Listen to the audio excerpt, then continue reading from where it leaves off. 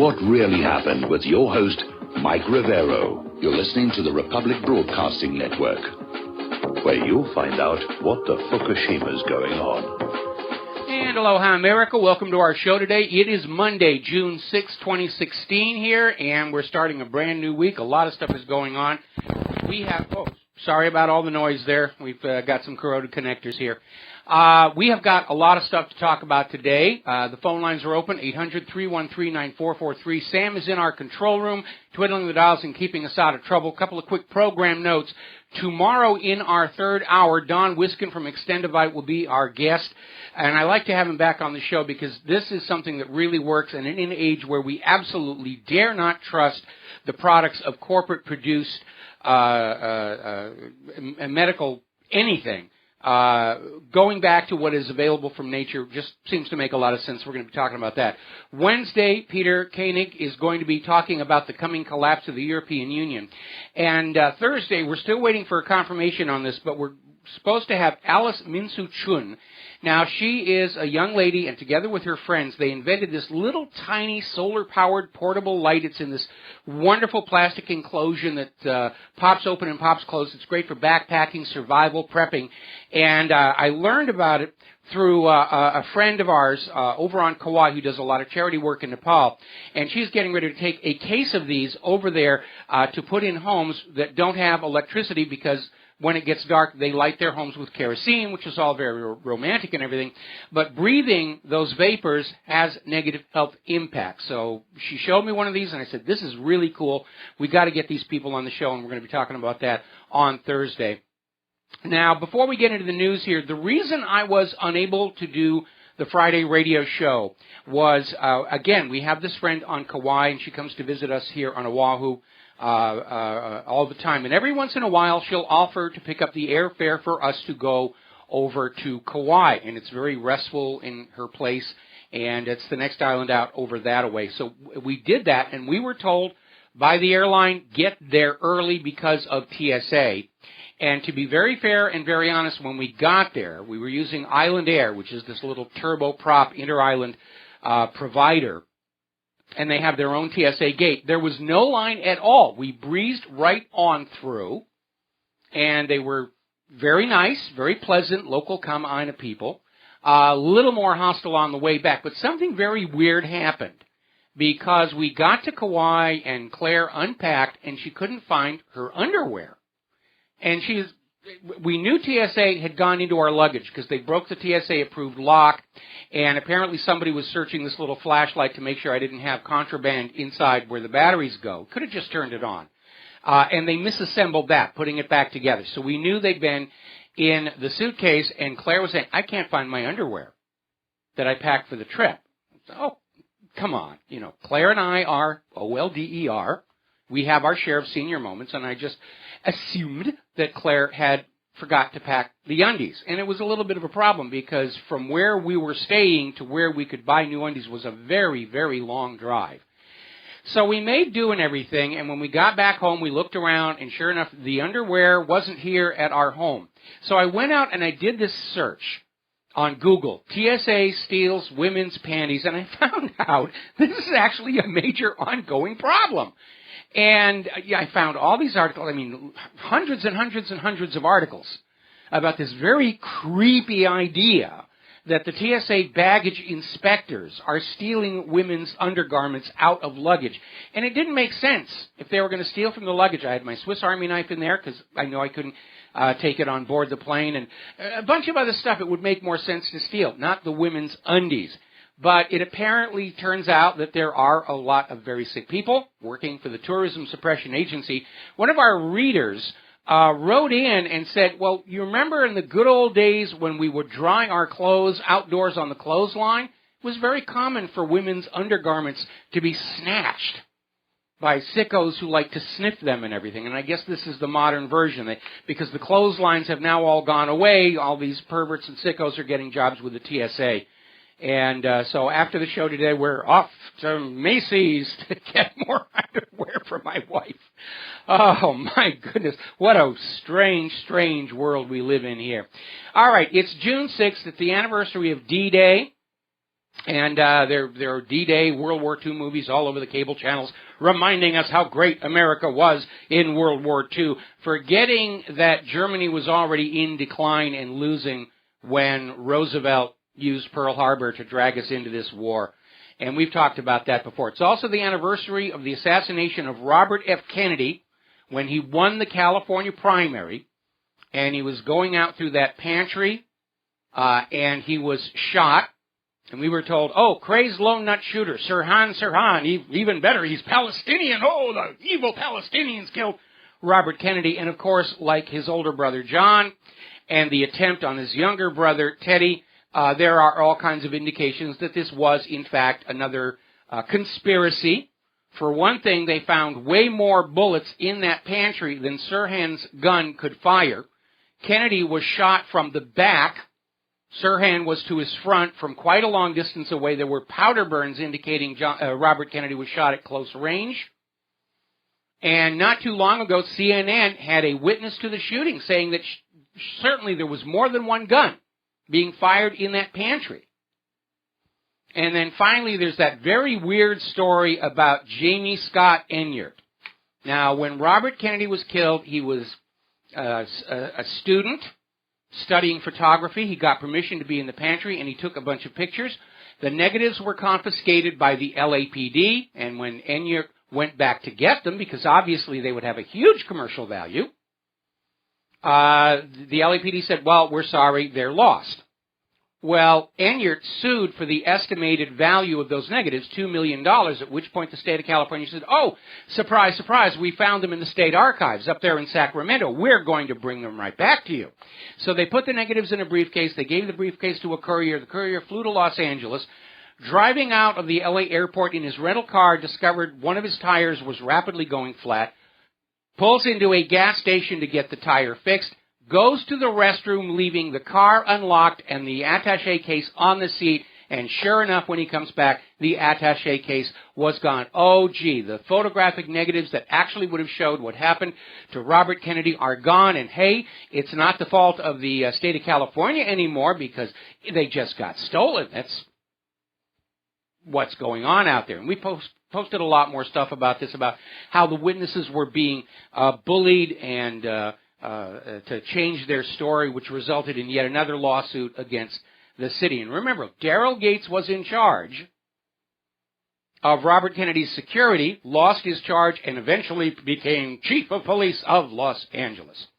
All right, let's get to more current events here. Now, today was the day that Brian Pagliano was supposed to give a deposition in the Judicial Watch lawsuit regarding Hillary Clinton's email server. It's an open records request, Freedom of Information Act. It's not a criminal case. And Brian Pagliano was going to be asked about how the server was set up.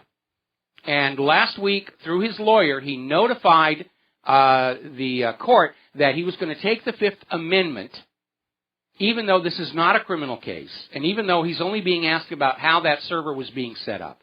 Now, today, the judge came on back and said, wait a minute, you have an immunity deal. You cannot take the Fifth. And the court has requested a copy of the actual immunity deal that was struck between Brian Pagliano and the FBI. And so the deposition is on hold. They don't know when it's going to be rescheduled. But at this point, you need to understand something very critical. Brian Pagliano was being asked about Hillary's email server, planning to plead the Fifth Amendment protection against self-incrimination. And what this tells us is there is something criminal about that server. We don't even need to know what it is. His attempting to plead the Fifth sends the message there is something criminal about that server. There was a crime, and now there is a cover-up.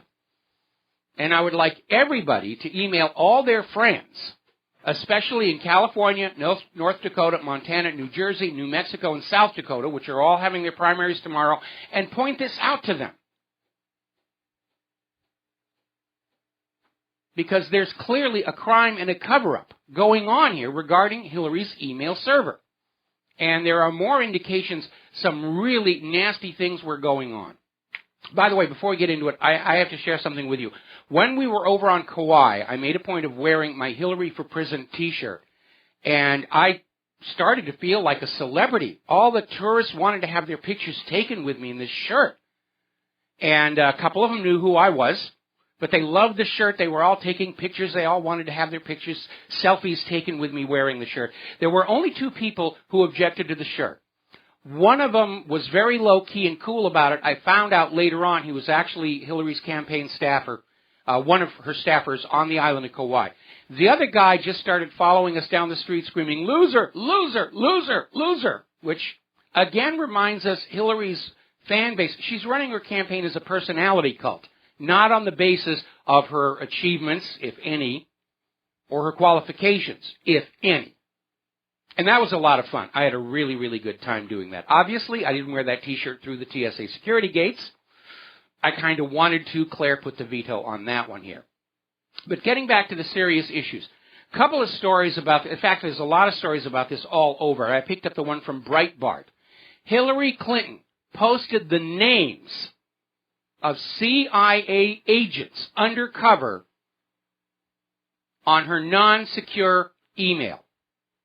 Now, when the documents were being turned over in response to the investigations and lawsuits, the names were blacked out, and a little code number saying the reason these are exempt from Freedom of Information Act, and the code number says this is an intelligence asset. And this is starting to get into the same territory. Remember when Valerie Plame was outed by the Bush administration to discredit her husband because he'd come back from Iraq and said, there's no weapons of mass destruction. They don't have the uranium. All of this stuff is a lie. And to destroy his credibility, they just outed his wife as a CIA asset, shut down the entire company she was working for, which was a front for the CIA that was tracking third world nuclear weapons. Huge amounts of damage. And they're saying there is a case that Clinton violated the Espionage Act by mishandling national defense information through gross negligence. And I'm not buying gross negligence, because otherwise Brian Pagliano wouldn't be trying to take the Fifth Amendment over how the server was set up. And I'm rather relieved to see that my question about Hillary and espionage, actual spying, is starting to go out there. It's starting to gain traction. Over at Aletho News, they have an article, Hillary Clinton electing a foreign spy for president. And it's a valid question. Who's she really going to be working for? The American people in the United States or other countries? Israel, yes, of course, she's made that very clear. Her first and top priority is whatever Israel wants here. But you need to remember, what's going on with her email server is nothing new. Back in 1999, when investigators were looking into Whitewater, Travelgate, Filegate, various other Chinagate, it was discovered that more than 1 million subpoenaed emails were mysteriously lost due to a glitch in the West Wing computer server. And here's where it gets more interesting. Somebody had intentionally, deliberately turned off the automated email archiving system. So Hillary's been burying documents for decades. So, there were documents missing from Benghazi, from Whitewater, Travelgate, unethical practices during Watergate. It just goes on and on and on. This is how this lady has operated her entire career. And we dare not have somebody this criminal in the White House. Hillary Clinton is going to make Richard Nixon look like a choir boy. Now, Catherine Austin Fitts, possibly in response to the fact that Hillary exposed the names of undercover CIA assets in her emails, and we don't know if anything bad happened to them or not because the CIA doesn't want to acknowledge their existence publicly. But according to Catherine Austin Fitts, the U.S. military and intelligence services are fully on board with Donald Trump's comment that Hillary has to go to jail.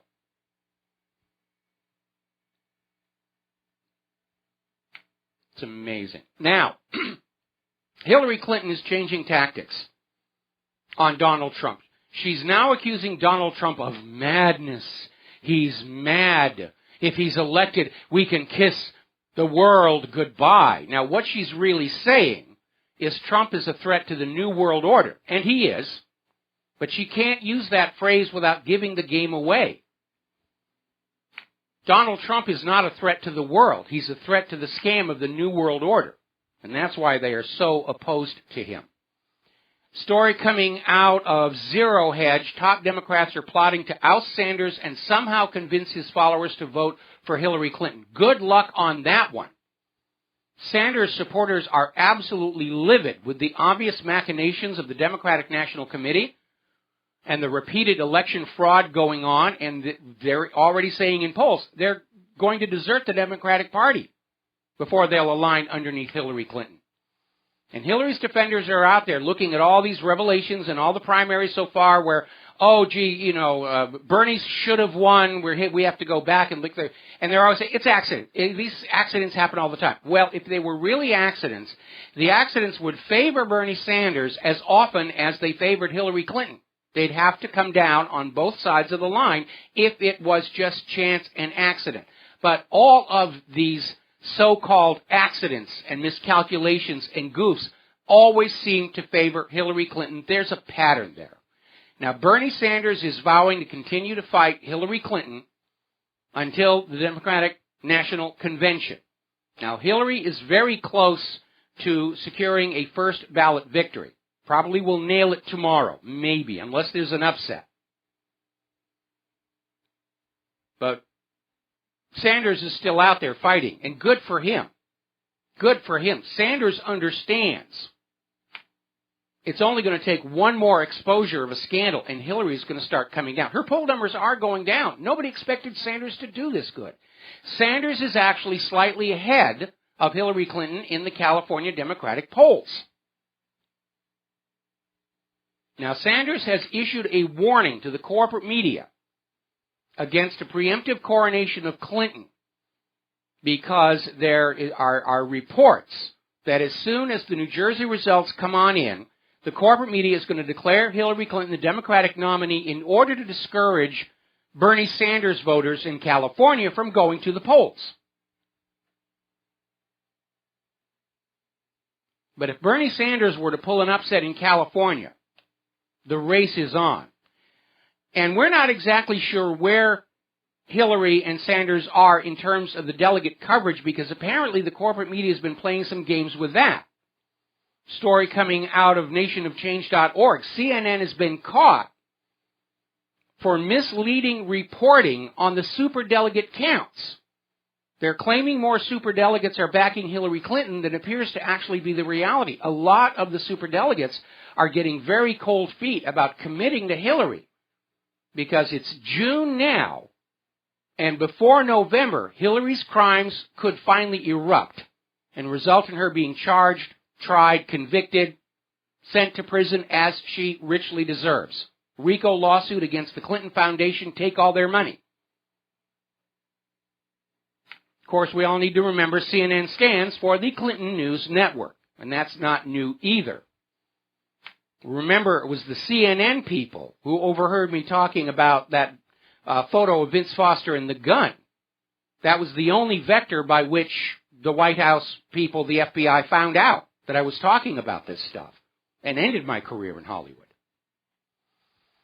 Now, Charles Krauthammer is out there with a new opinion piece about how Bernie Sanders is pushing the anti-Israel case. Ooh, bad Bernie Sanders. I do wish Krauthammer would look down and remember what country he's standing on. And as for Sanders, I see his refusal to blindly obey Israel as a huge plus. Same thing with Donald Trump. Meanwhile, Hillary Clinton was actually challenged on whether the right to keep and bear arms is a constitutional right. She refused to comment. She absolutely hates you having the means to defend yourself. We'll be right back.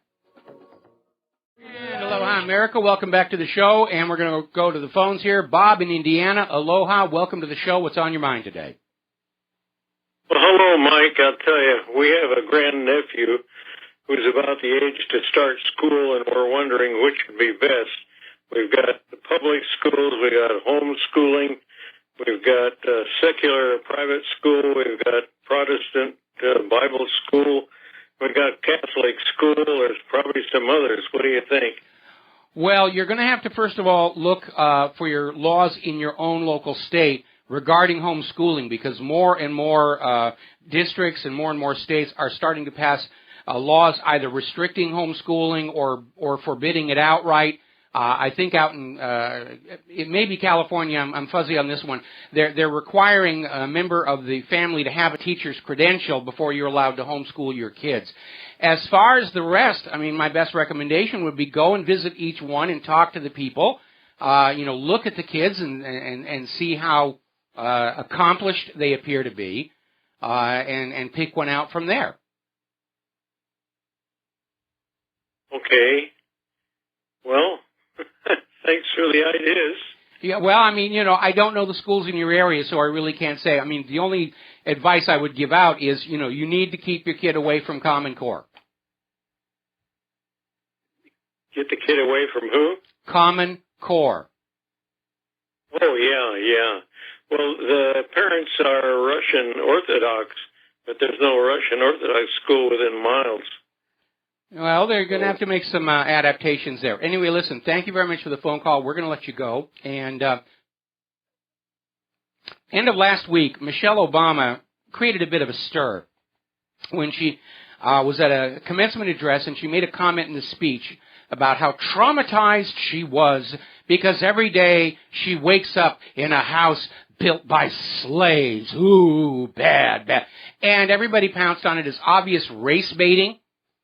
And people were saying, you don't seem to have had a problem there for the last 8 years. If you really don't like it, pack up and leave. And there's another part of it that a lot of people seem to miss. I mean, I hate to get in the way of Michelle trying to turn whites and blacks against each other in the fond hope the blacks will vote for Hillary. But with the exception of portions of the exterior stonework, that building built by slaves does not exist anymore. The White House was rebuilt following the burning by the British. The West Wing wasn't completed until Teddy Roosevelt was in office, and then it had to be completely rebuilt after a fire in 1929. When Harry Truman was president, the White House was actually declared structurally unsound and was completely rebuilt inside that remaining stonework. There's very little of that White House left. It would have been far more accurate for Michelle Obama to say she wakes up every day in a house paid for by slaves, as in that 1040 form, because that would be far more accurate than the statement she made. Now, as far as trying to get the blacks to vote for Hillary Clinton just because they're black and Hillary is their person, you need to understand something about Hillary Clinton and her admiration for Margaret Sanger. Now, Margaret Sanger is the woman who started Planned Parenthood, and she was a eugenicist, meaning the goal of Planned Parenthood was to encourage the reproduction of the superior races and limit the reproduction of the inferior races. Now, she's been paraphrased all over the place, but here's a direct quote from Margaret Sanger. April 8, 1923, the New York Times. Quote, speaking of birth control, sterilization, and abortion, it means the release and cultivation of the better racial elements in our society and the gradual suppression, elimination, and eventual extirpation of defective human stocks, those human weeds which threaten the blooming of the finest flowers of American civilization. And Hillary Clinton is on record admiring this woman. So if you are black or brown or red or yellow, green, plaid, peach, taupe, or mauve, you might want to rethink your support for Hillary Clinton. Meanwhile, Bill Clinton was out there insulting white people with... Oh, there's the music. I'm going to hold this till the last one. We're going to be back after these few words. Hello, hi, America. Welcome back to the show. Now, Bill Clinton is out there trying to insult white people without college degrees, because back in April, exit polling was showing that about half of Republican primary voters with high school diplomas or less supported Donald Trump. And Bill Clinton is out there basically trying to say, if you're not supporting Hillary, then you're dumb. Prove you're smart, vote for Hillary. And I think this is going to backfire. First of all, because he made it a racial issue, white versus black.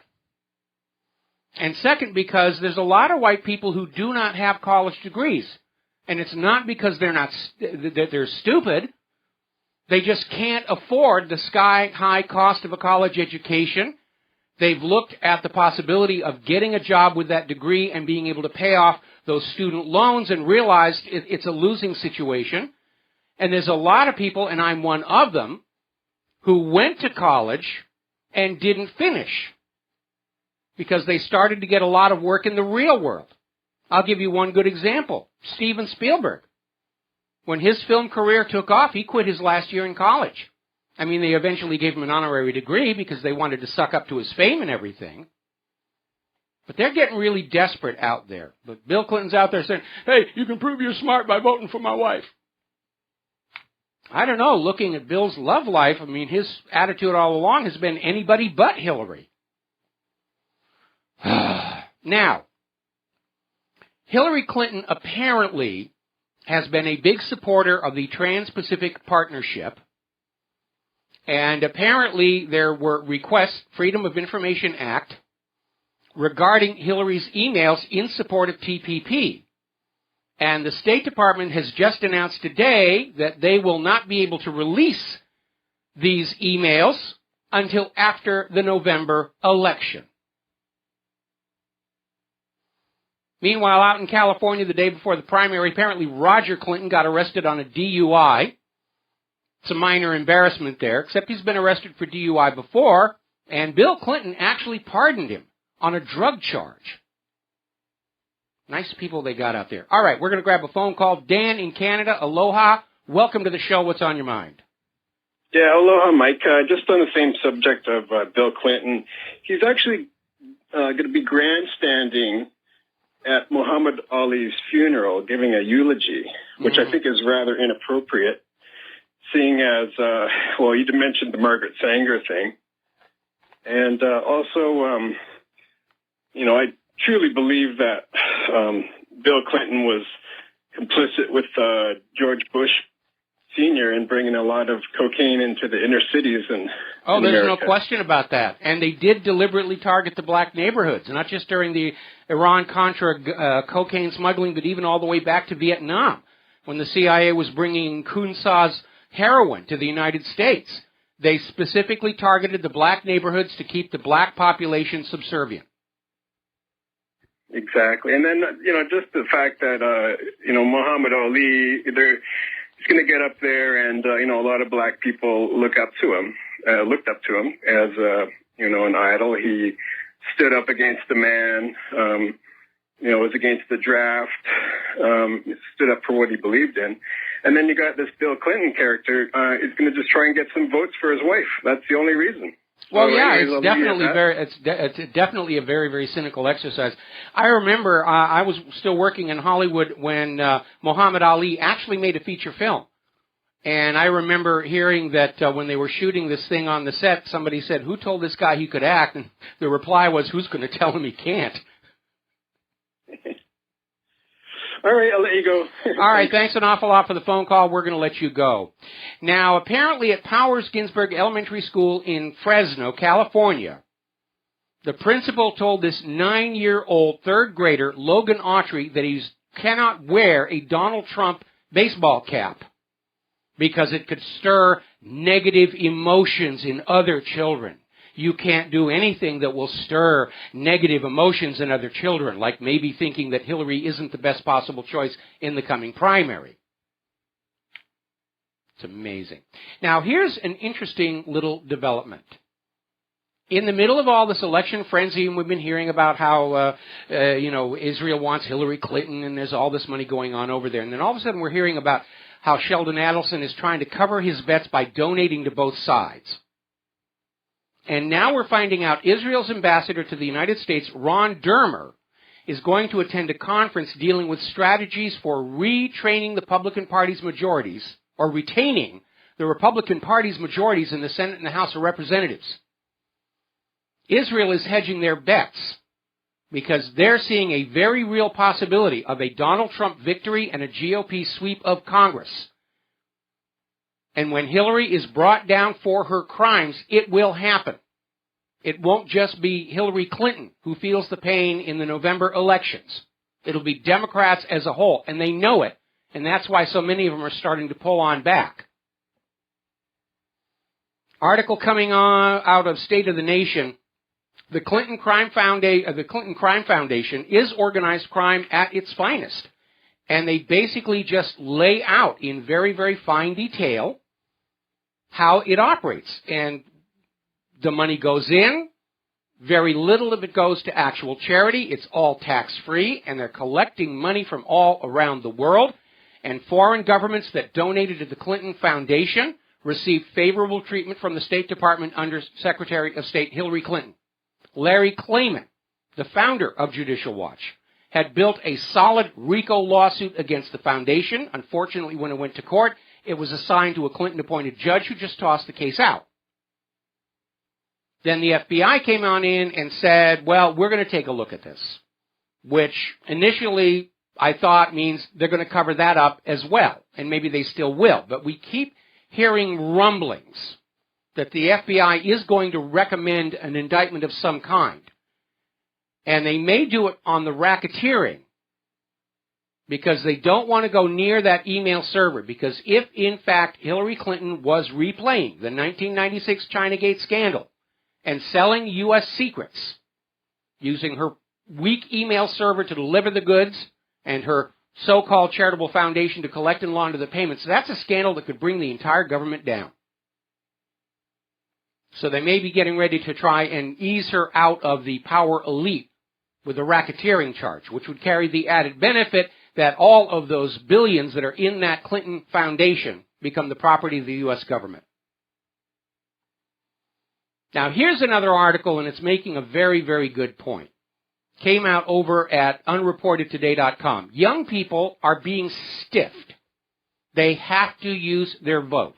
And the article is bemoaning the fact that even though there are a lot of young people out there who are being vocal and demonstrative, the young vote is still a weak demographic. And here's something that all of you young people out there need to realize. You're going to pay for whatever happens this year.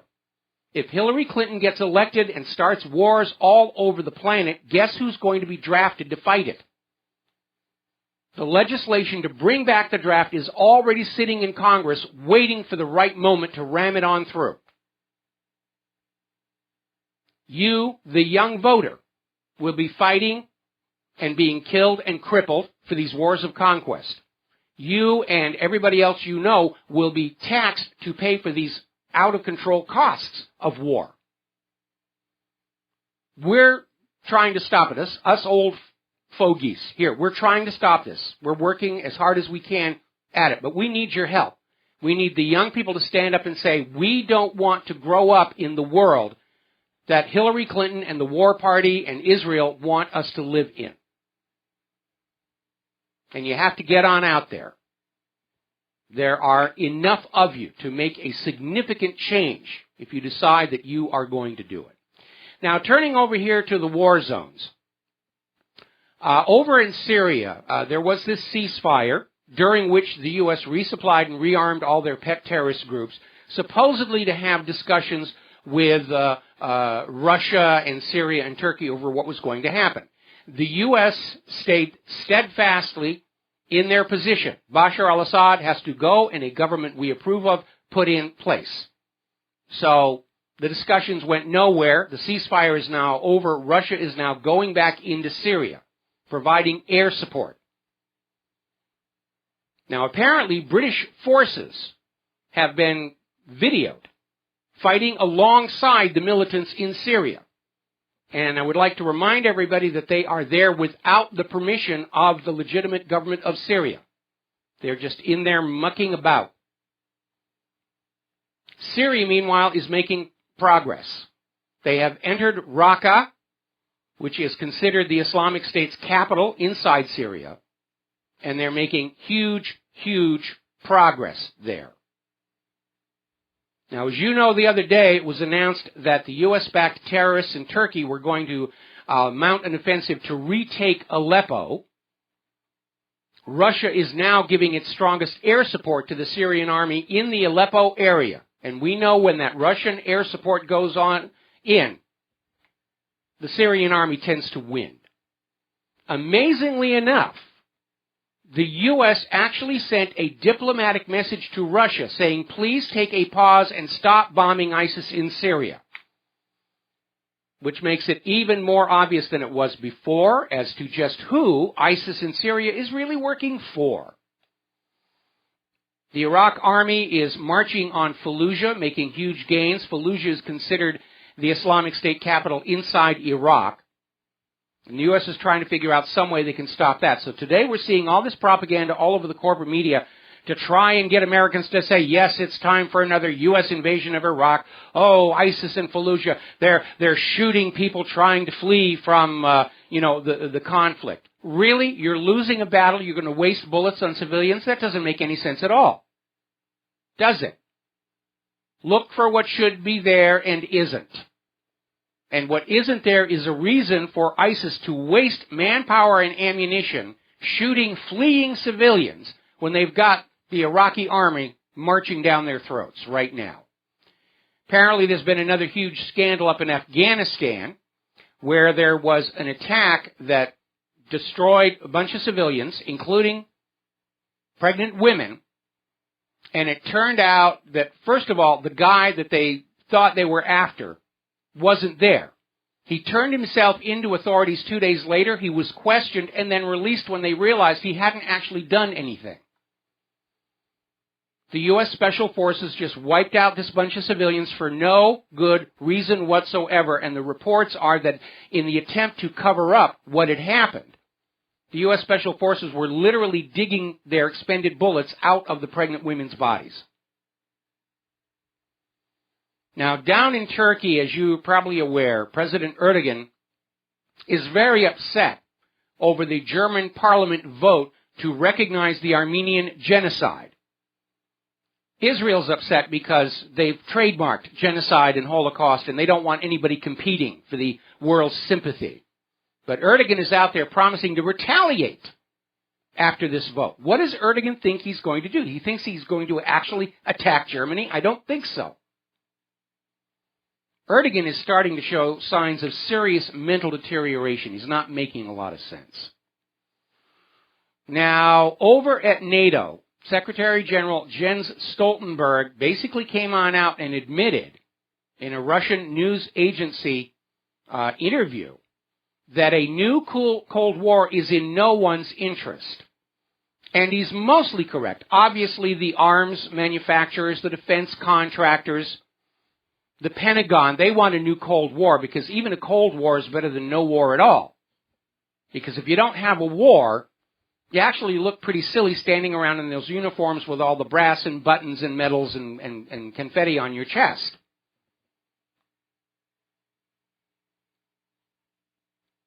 Story coming out of Journal Neo. Everyone's paying for America's war on Russia, including America. And they're talking about how all these sanctions against Russia have backfired horribly. They're harming Europe. They're harming the United States. This wasn't really well thought out. It's just the inner circle of American political power is desperate to get a war with Russia and China going to stop further encroachment of the ruble and the yuan on the U.S. dollar as the global trade and banking currency. And they're causing all kinds of harm, to the point where over in Europe, there's a new movement growing to get out of NATO. Europeans want out of NATO. They don't see it as being a benefit to them. They're not afraid of a Russian invasion. They're afraid of a NATO invasion. Another story coming out about the South China Sea over in Russia today, saying it is very, very clear that the United States has abandoned a policy of engagement and dialogue with China in favor of outright confrontation. They're trying to provoke a war. Meanwhile, down in Israel, Israel has now destroyed $74 million worth of EU projects for the Palestinian people. an $11 million farming project in the Jordan Valley, a $61,000 playground near Nablus, an elementary school have all been destroyed by Israel. In fact, there are at least 150 European-funded structures in the occupied West Bank Israel has demolished in the first 3 months of 2016. Israel has destroyed more homes, businesses, and public infrastructure in those months than in all of 2015.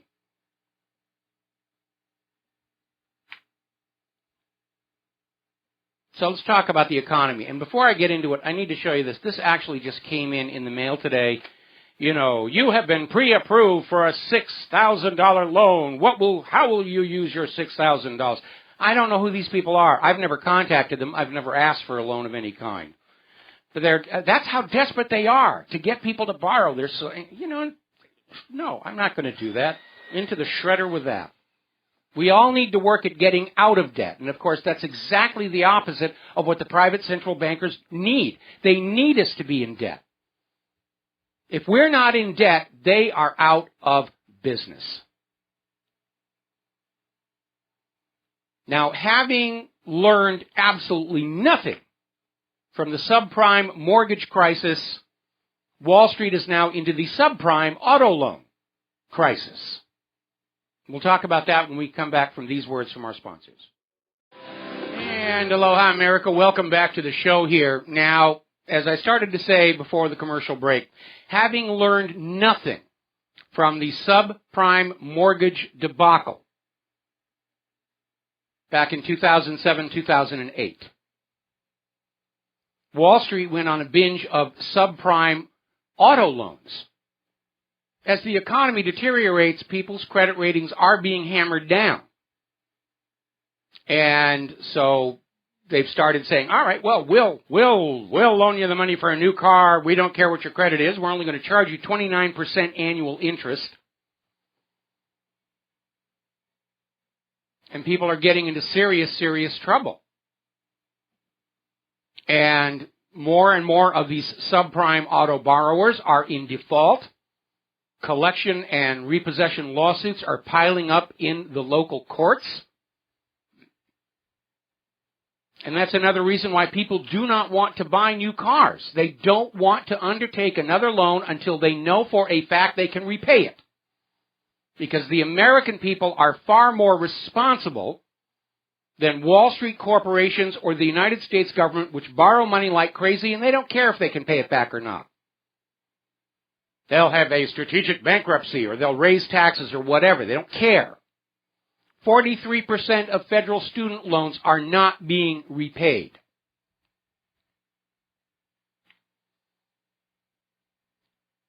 Story coming out of Russia Insider. Looks like the Saudis have lost the oil war.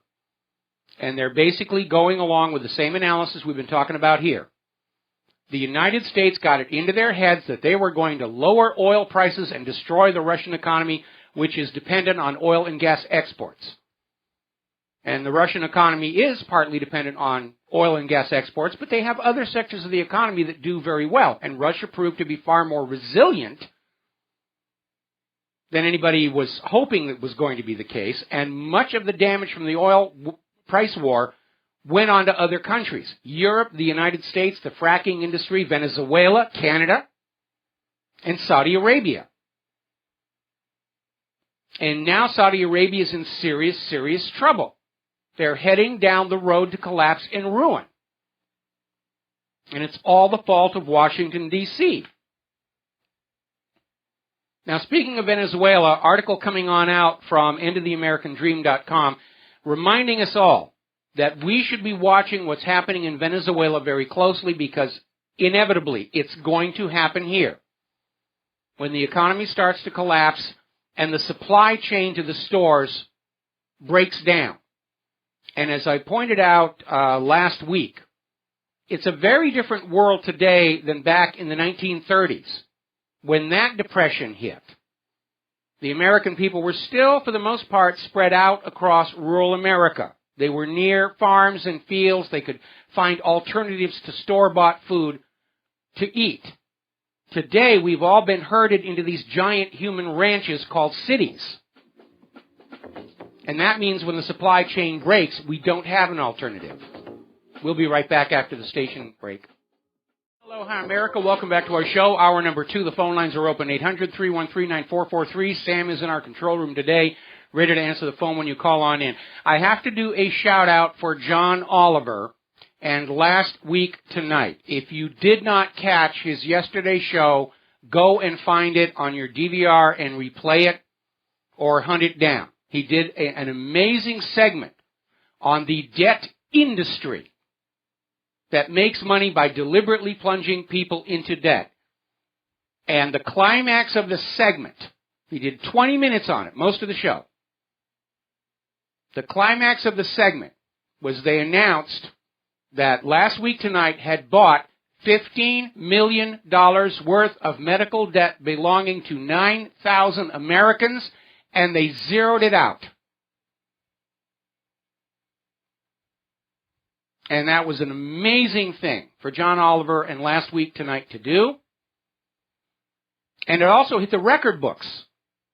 It's the largest one-time giveaway in television show history, going way beyond when Oprah gave away all those cars on her show. Now, what's really interesting is it actually cost the show only $60,000 to buy that debt. Because that's how debt is handled. They'll plunge you into debt. You default. They sell off the debt for pennies on the dollar to a company that specializes in going after you. Why not let the $15 million worth of debt from all these Americans' medical bills be settled for $60,000? I'm sure the people would come on up and say, sure, we'll do that. The only reason it was $15 million worth of debt is the United States has the most expensive medical care in the world. And it's something like 32nd in quality. Because it's not about medical care and it's not about health. It's about extracting wealth from you, the American people. So, I'm going to have to watch the show. I mean, we DVR it every week, and we're going to have to watch that one tonight. That's amazing. So again, kudos to John Oliver and Last Week Tonight. I cannot even begin to tell you just how wonderful I think this is that you did. Unfortunately, my medical bills weren't on the list, but still, it was a good thing to do. All right, let's talk about Great Britain and the Brexit. The Brexit is back in the news here. The major British newspapers are starting to run their own polls. We've been hearing from the various Brexit campaigners, not the campaigners, the Remainers. I keep putting out these polls saying, well, Brexit's leading by a little bit, just a little bit. So finally the media in Britain decided they were going to find out for themselves. In a survey of Telegraph readers, they came up with 69% are going to vote in favor of the Brexit. And over at the Express and Star, they had a whopping 80% of their readers will vote in favor of leaving the European Union. And the globalists, the New World Orderists, Brussels, they're all in a panic. Their dream of a one-world government and one-world private central bank holding all of humanity in perpetual debt slavery is starting to come apart. Now, in the sample ballot that has come on out, they have the illustration, and then they actually have a drawing of a hand and a pen checking the box for staying in the European Union. And this has caused a tremendous amount of upset. This is very clearly trying to precondition people who may not actually be paying attention to the issue to just go ahead and check that box where the hand is.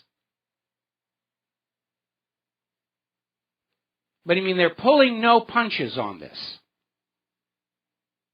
The New World Order people do not believe in democracy. They do not believe in sovereignty or freedom or independence. They will do whatever it takes to get what they want. And you need to understand that the New World Order will be the greatest dictatorship in history. They will not dare to allow freedom of speech because they will not survive the accurate reporting of just how it is they came to power. Jim DeMint is supporting Brexit.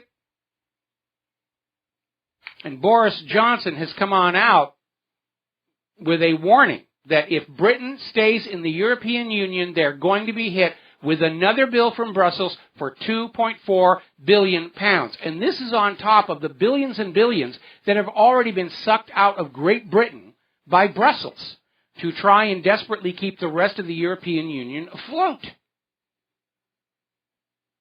And that's really what's at issue here.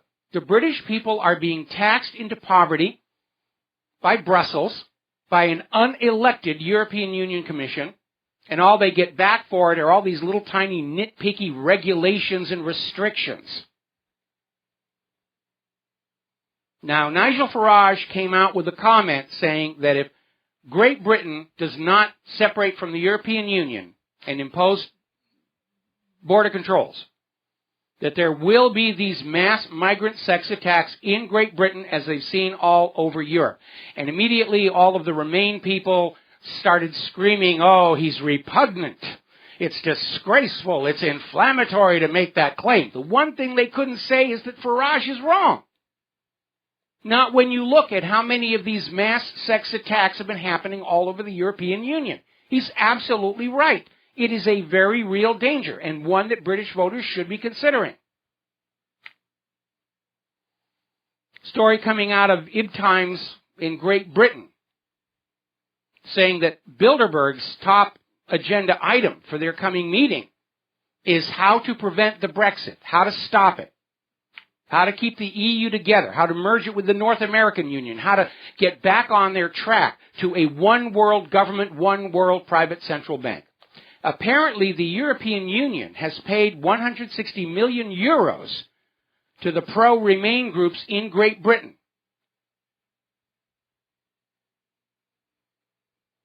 And the contagion, as they say, continues to spread.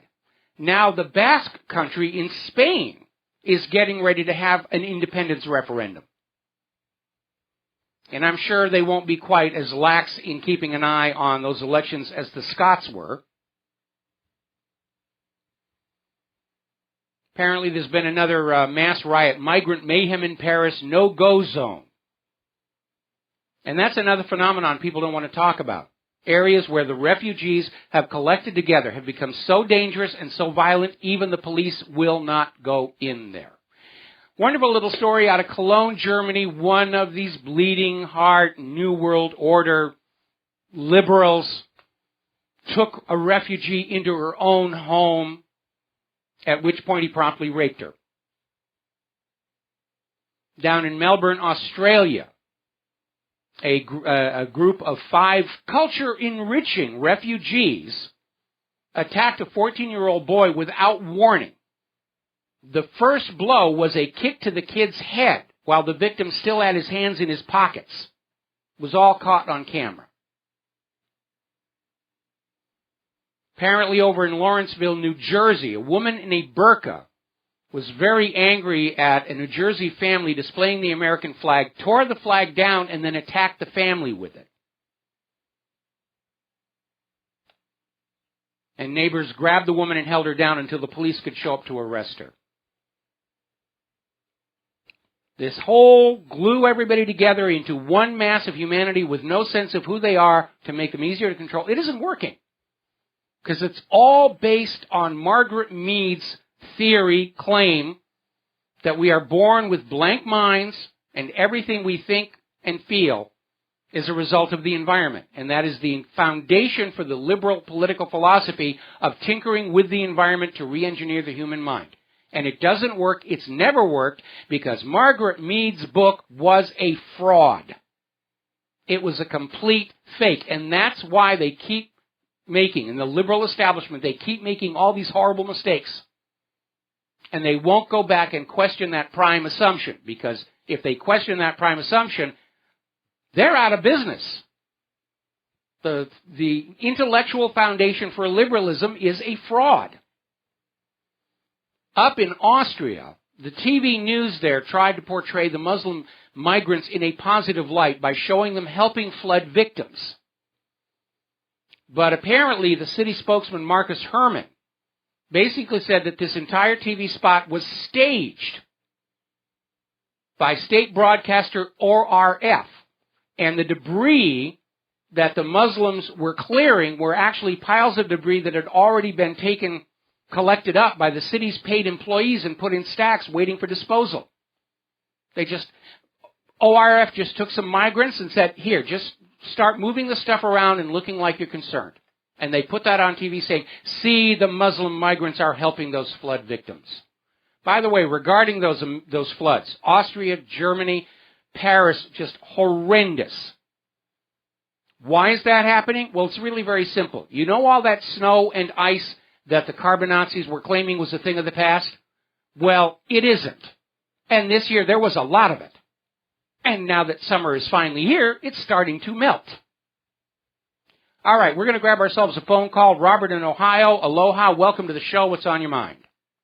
Oh, hi, Michael. I'm calling about the anti-Trump riots in San Jose last week. I don't know if you saw the footage. Yes, I did. Of the people being bloodied and so forth. And I'm calling about this Mayor Liccardo, and his response to the violence there was blame the victim. And we're seeing this all throughout the media, and I'm just wondering, do you think that the failure of the police to protect those people was very much political? Oh, very much so, and we've seen this time and again, whether it's Donald Trump rallies or the Black Lives Matters, where the police just aren't there, and people are literally being given a message. Go ahead and riot. It's good for the news cameras, and we're not going to do anything to stop you. And apparently, video surfaced showing some of these rioters actually attacking each other. Because they're just being paid to go on out and cause violence, and they weren't picking their targets too carefully. They actually were on video beating each other up. Well, if this is being orchestrated or they're being paid to do this, I'm wondering, I don't know if it's George Soros or who, or I don't know, but I see that they're not going after these people, and so I guess it is very much political. Yeah, it is very political, and it's a replay of the brown shirts that helped the Nazis come to power in Germany, because Hitler had this group, the brown shirts. Officially, they weren't connected, but the brown shirts would go on out and they would disrupt the political rallies of all of Hitler's opponents so that he could sail in and win the election, from which he then, through the enabling acts, became the dictator of Germany. It's a replay of that very thing. And for those of you out there who are part of the modern brown shirts, and we've seen the ads on Craigslist. You guys are being paid $15 an hour to go on out and cause this violence. Remember what happened to the original brown shirts. Once Hitler was in power, was the night of the long knives, where all the brown shirts were killed off as a potential embarrassment. Just like when Bill Clinton became president, and all of a sudden all of his top fundraisers and supporters all started dying off in very strange circumstances. So they couldn't come back and blackmail him or ever be an embarrassment to his power. It's an absolute repeat of how the Nazis came to rule Germany. We're seeing it unfold here in the United States today. I think regardless, however, your listeners feel about Trump, I think that this would only help him by sending more millions out to support him. Well, I absolutely agree, because I think most Americans understand Donald Trump isn't doing this. It's being done to him. Okay? I see. Thank you. Great show. Thank you. All right. Thank you very much for the phone call. We're going to switch over to George in Texas. George, aloha. Welcome back to the show. What's on your mind? How you doing, Mike? I'm doing fine. Well, I say June 6th is the landing of Normandy, and Omaha Beach also is today is the day I graduated high school 30 years ago. Ah, well, congratulations there. Yeah, where a high school diploma meant something back then. True. But anyway, I'm seeing a repeat with the Brexit vote, because I started talking to my friend in Great Britain. They're sitting there going, this ballot initiative, they're saying the ballot language is too confusing, and it's just a simple question. You want to stay in the EU, yes or no? They did the same thing in Houston with the bathroom ordinance a few months ago, where they say, do you want this ordinance or not, yes or no? But they put this confusing language in there, and that's what I'm afraid of. They're going to put this confusing language in there that people don't know what they're voting for. Well, we've seen in a lot of the primaries here in the United States where the voters will go on in and they're voting for delegates, and the ballots don't say which candidate the delegate supports. And that's absolutely absurd because the delegates are not going to serve in the office. The candidate will. And this is just another way of trying to disconnect the voters from the actual decision making. Well, the thing is, I really think, what you're hearing about the modern day brown shirts. I don't really think it's going to go off like they used to do it. I think, because you're hearing bikers, I really think there's going to be a deterrent force out there to keep these people in check. I don't mind any people protesting, but they got to respect the opposite side's right to free speech and the right to assembly. Oh no, their attitude is our way or the highway. We want what we want. And, we have freedom of speech and we need to shut these other people up. I mean, Hillary, there's a PAC that supports Hillary Clinton that literally is spending $1 million for people to go on out and cause mischief on websites that are opposed to Hillary Clinton. These people do not believe in democracy. They do not believe in freedom of speech. They do not believe in the Bill of Rights. What they believe in is we want power and we're going to take it any way we can get it. Well, the thing is, last weekend I went and watched a speech of a woman who experienced the terror of Che Guevara. And believe me, they tried to silence her and shut her down, and we dealt with the problem, because there's a bunch of La Raza people trying to silence her about exposing the real Che Guevara. Yes. And we dealt with them, and, we made them gentle as pussycats. I said, you can come in, you can oppose, but you can't. Well, we made sure they didn't silence her or try to shut her down. Yeah, but when you have people who are engaging in those kind of tactics, it's basically they're admitting they don't really have a counter argument to what is being said. They know up front they could not win an actual open debate on whatever issue is at hand, and so to get what they want, they resort to violence and disruption. I think a good example of that would be Donald Trump's views on immigration, which most Americans are in agreement with. And all of the people who want to flood this nation with illegal immigrants and refugees as part of that New World Order goal of destroying our sense of self and identity to make us easier to control, they understand they can't get up there and make a compelling argument why there should be completely uncontrolled immigration into this country. So to get what they want, they go on out and they commit these acts of violence and disruption and basically it's a confession. They understand they don't really have a case that the American people would listen to about what they want. Well, the good thing is with the modern day brown shirts, back then, what we have now, which they didn't have back then, is because there was a controlled press back then. It was we got a lot of cameras out there now showing everything. We absolutely do. I mean, if there had been an internet in 1930s Germany, Hitler would have remained a painter for his entire life. And that's the thing is, it's more now it's starting to backfire. And the good thing is these social justice warriors, that the universities are starting to lose enrollment. Yes. And in donations because they don't want. I mean, my son wants to go to college to become a welder, which is a good thing. But it's a good thing he's not going to a university.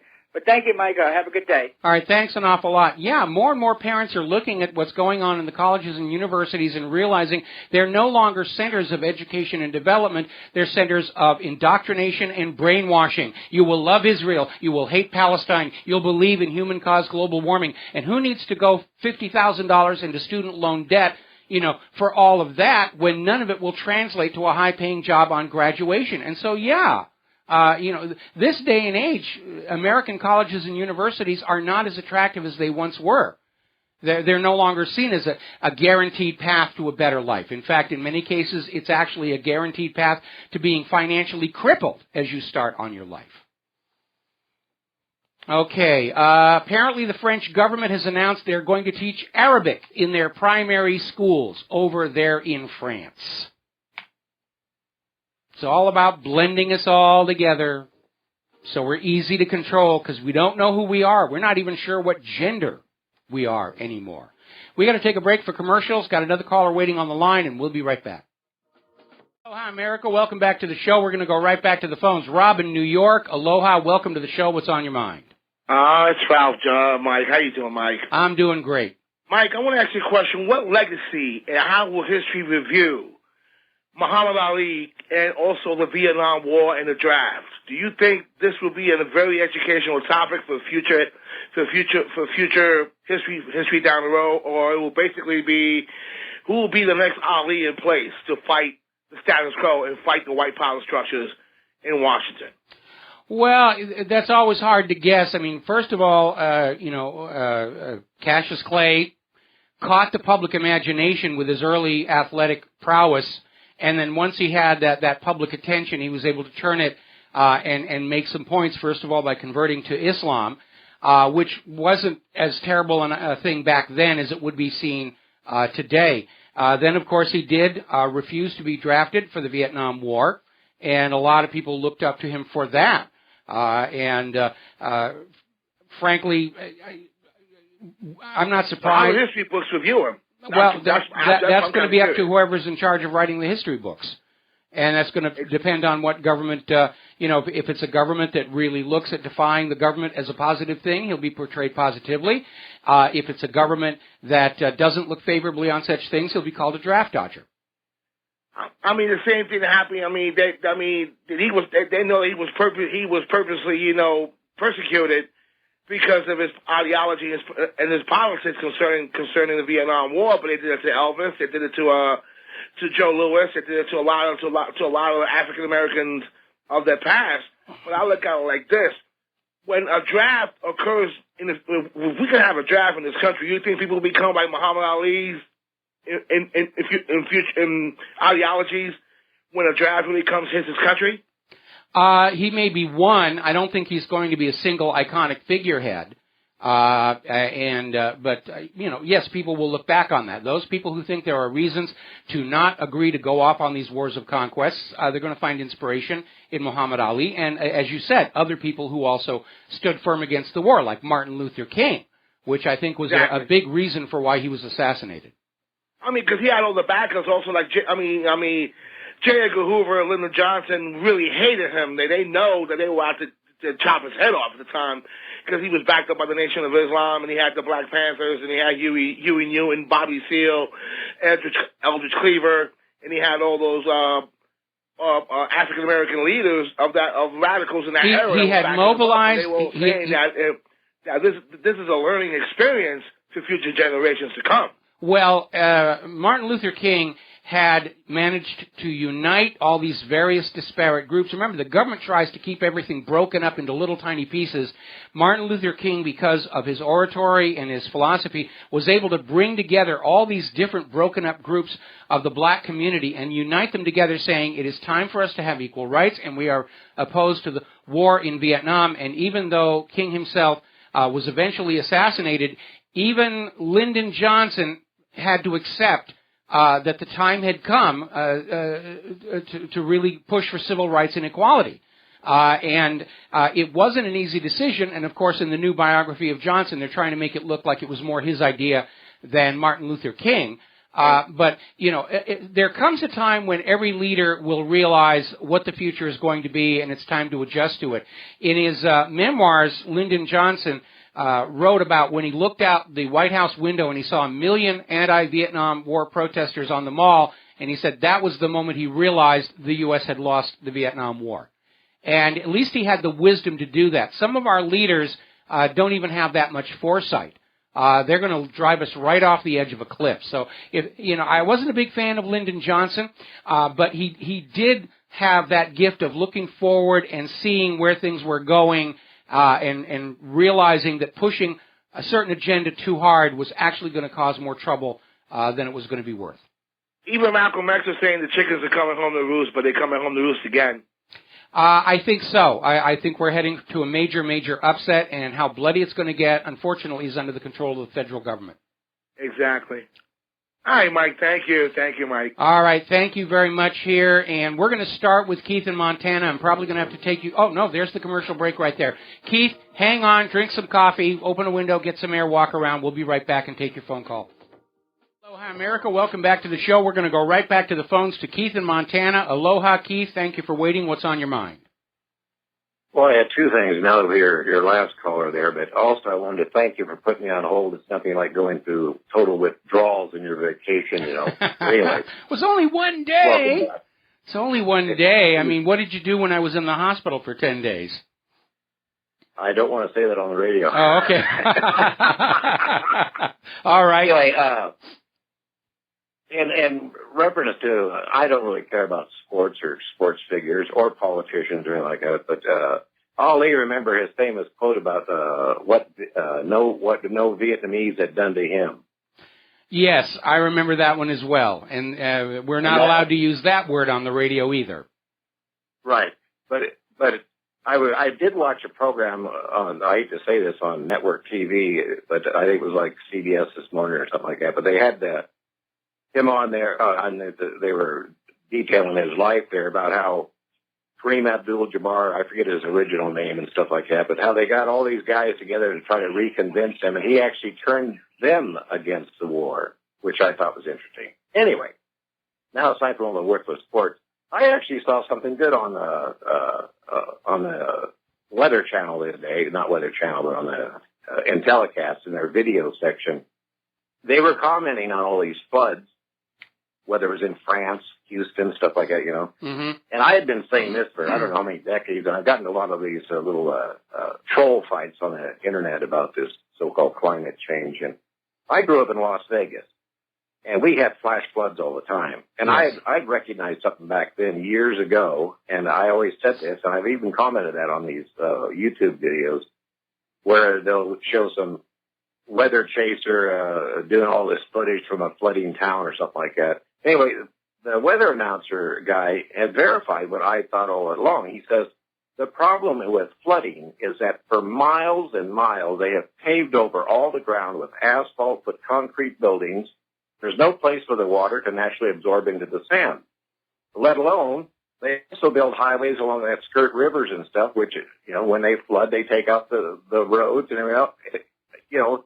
So they always want to blame man for everything like that, but it's man's design, which I've always thought because of living in Las Vegas when it took out Caesar's Palace parking lot, yes. hundreds and hundreds of cars, and, you know, it's the same thing. When you block the ground, it has no place to saturate itself, so it just moves on to the pavement. The sewers get inundated and they flood.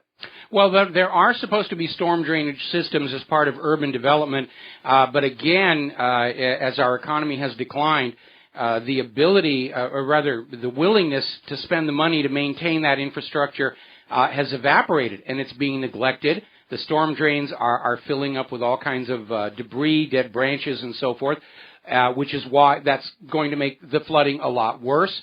Out in California, of course, they really cut the budget on fire suppression, and they're paying the price for that again. There's apparently some major wildfires out in California forcing evictions, and it all comes down to the fact, if you don't maintain the fire break roads, the fires get worse.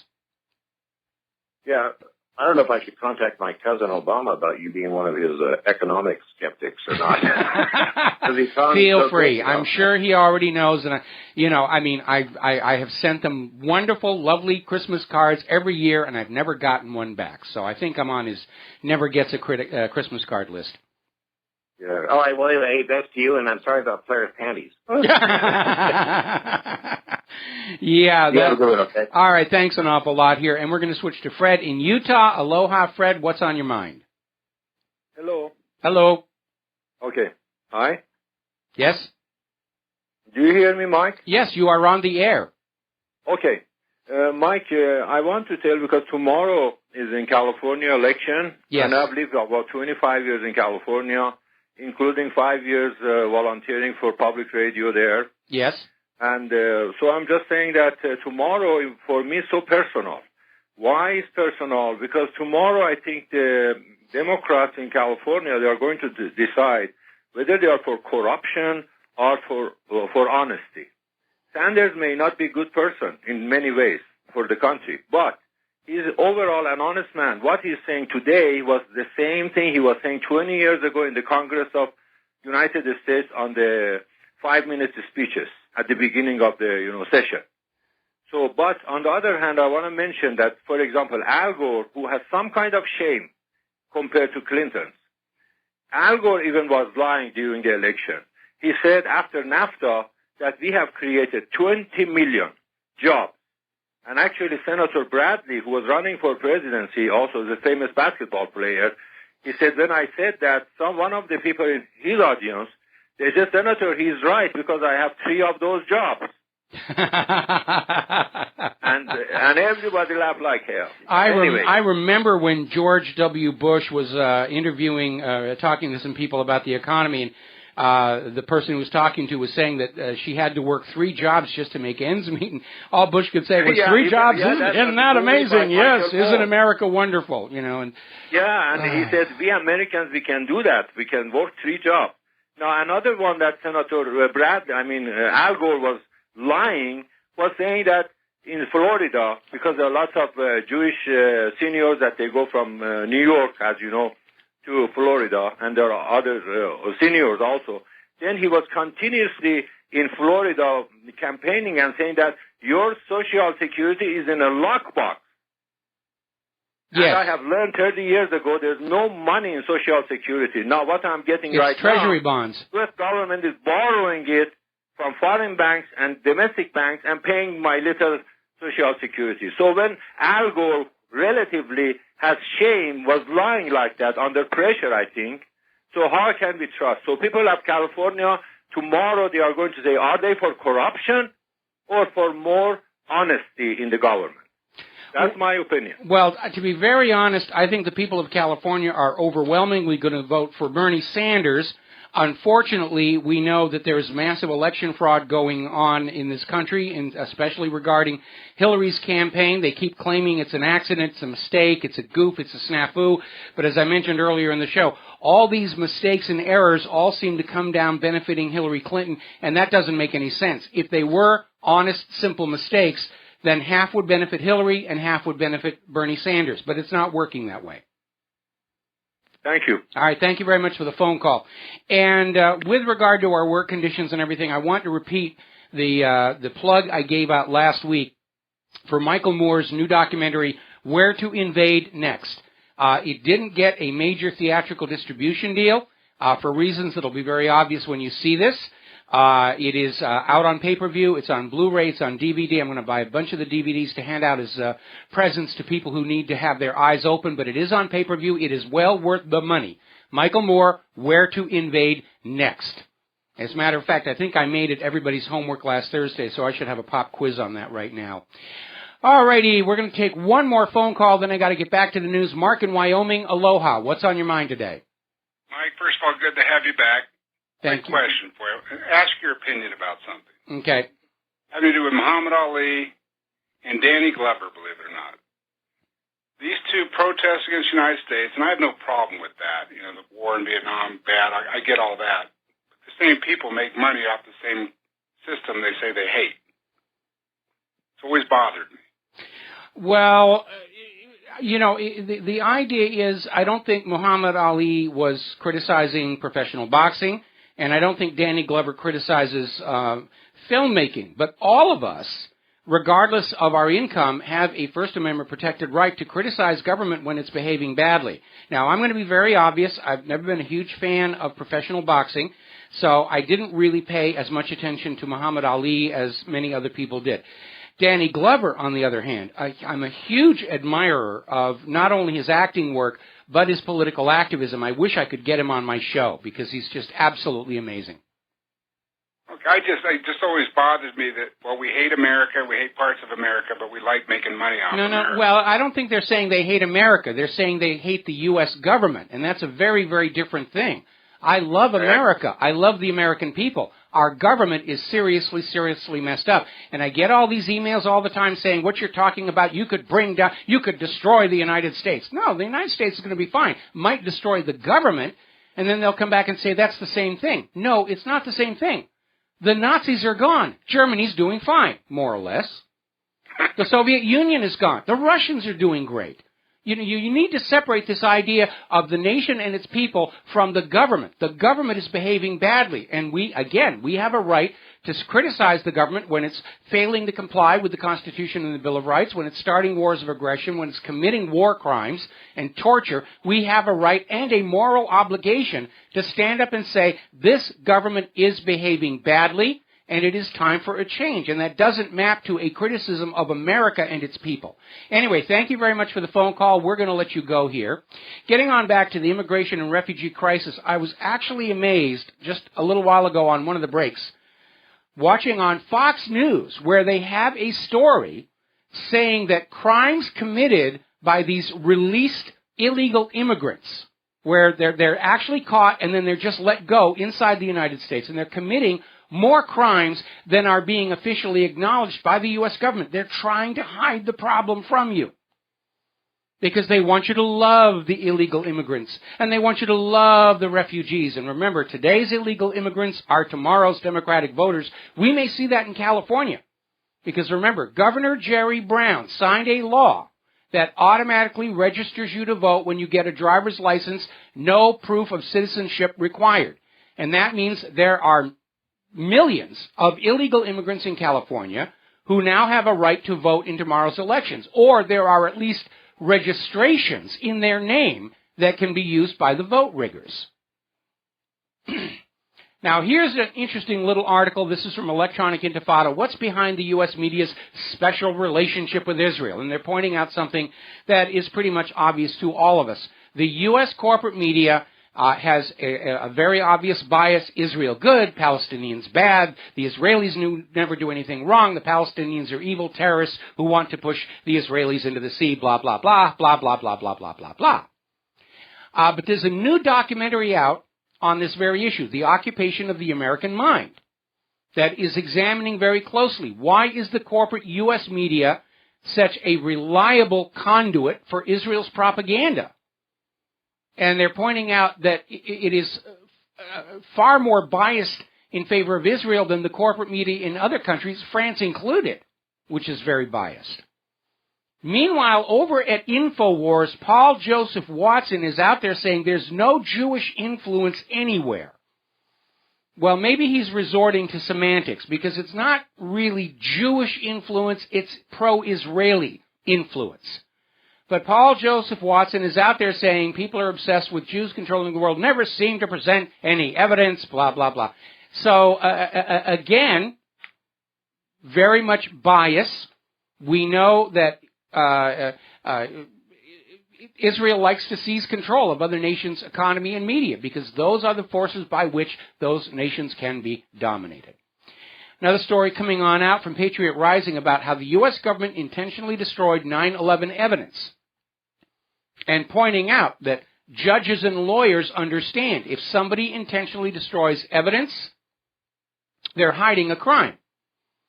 And so now we have this revelation last week that the judge overseeing the trial of the surviving 9/11 suspects, chief among them Khalid Sheikh Mohammed, conspired with the prosecution to destroy evidence that was exculpatory.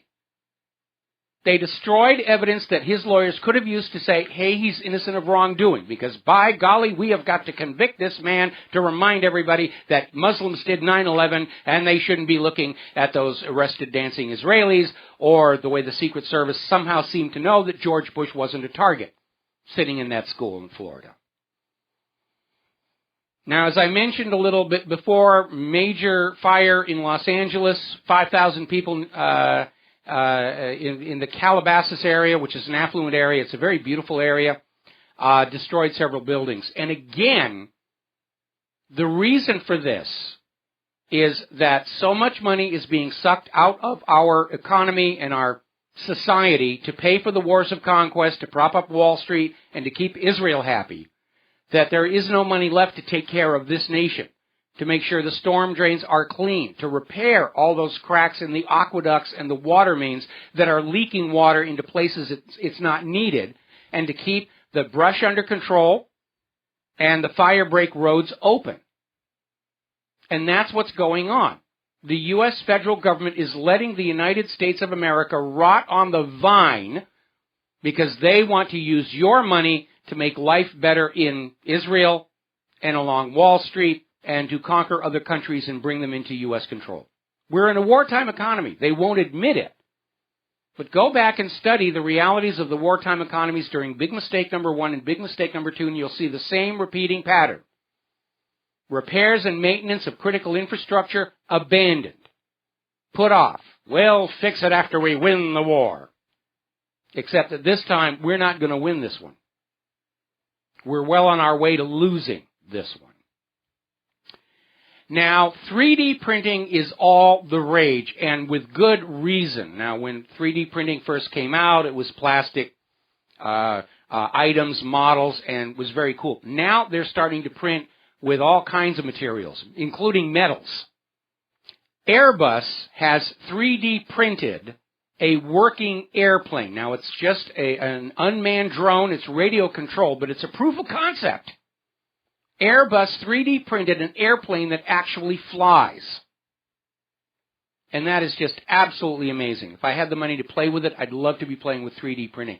I remember years ago at SIGGRAPH, where 3D printing was first coming along, and some of the computer animation companies like Pixar were starting to 3D print models of the characters they'd created for their movies, and they were just breathtakingly beautiful and accurate. And you just, it's just absolutely amazing technology. I love it. Absolutely love it here. All right, apparently there has been a chemical contamination in Alabama. 100,000 residents are being told not to use their tap water for cooking or drinking until at least September. And I'm sure over at the bottled water companies, they're all going, yee-haw, we're going to be rich.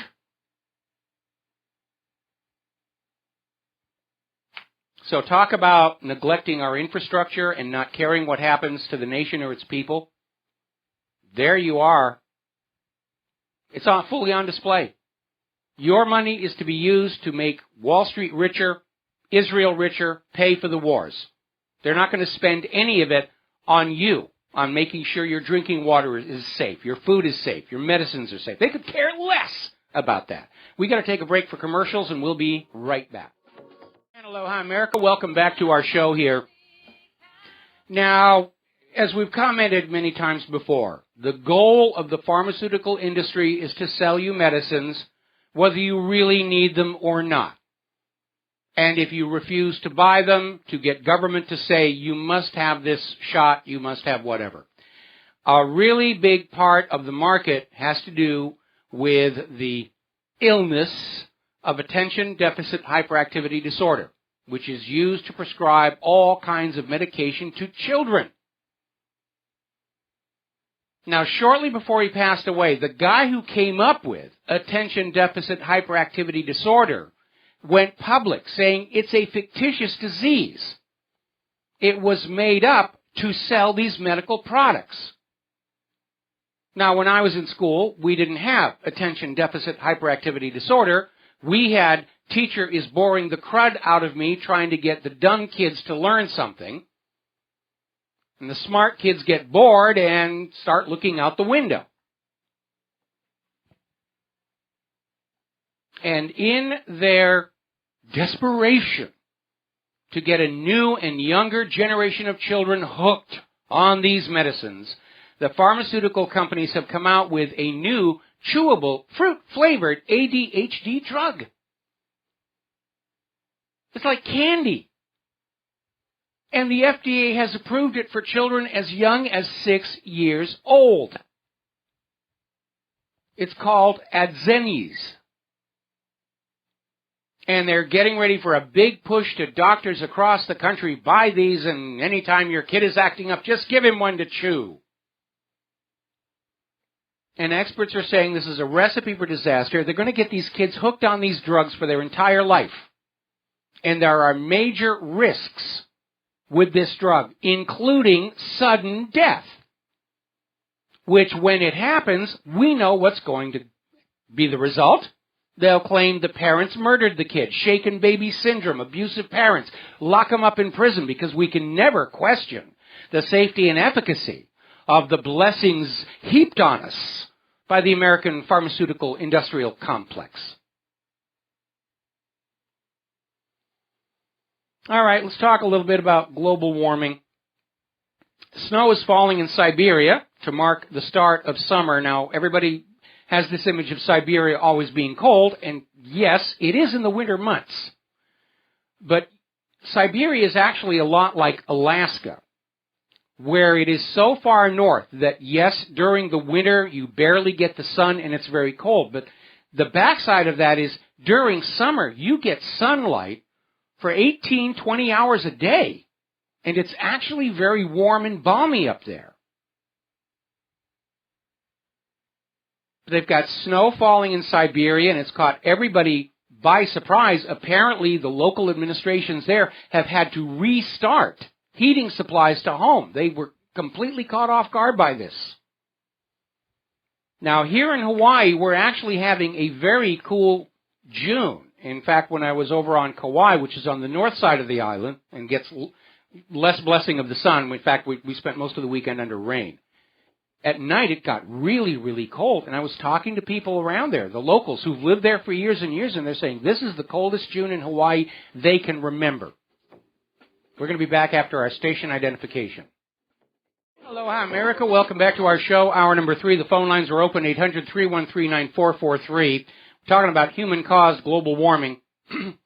The Weather Channel just came out with an interesting comment, noting that Florida has not been hit by a hurricane in more than 10 years. This is a new all-time record for a hurricane-free state of Florida, which is going to be very reassuring to the people of Florida, and I hope it's not famous last words. But you need to remember that one of the big claims coming out of the carbon Nazis was how global warming was going to create more severe weather and there were going to be more hurricanes, and actually it turned out there was a downturn.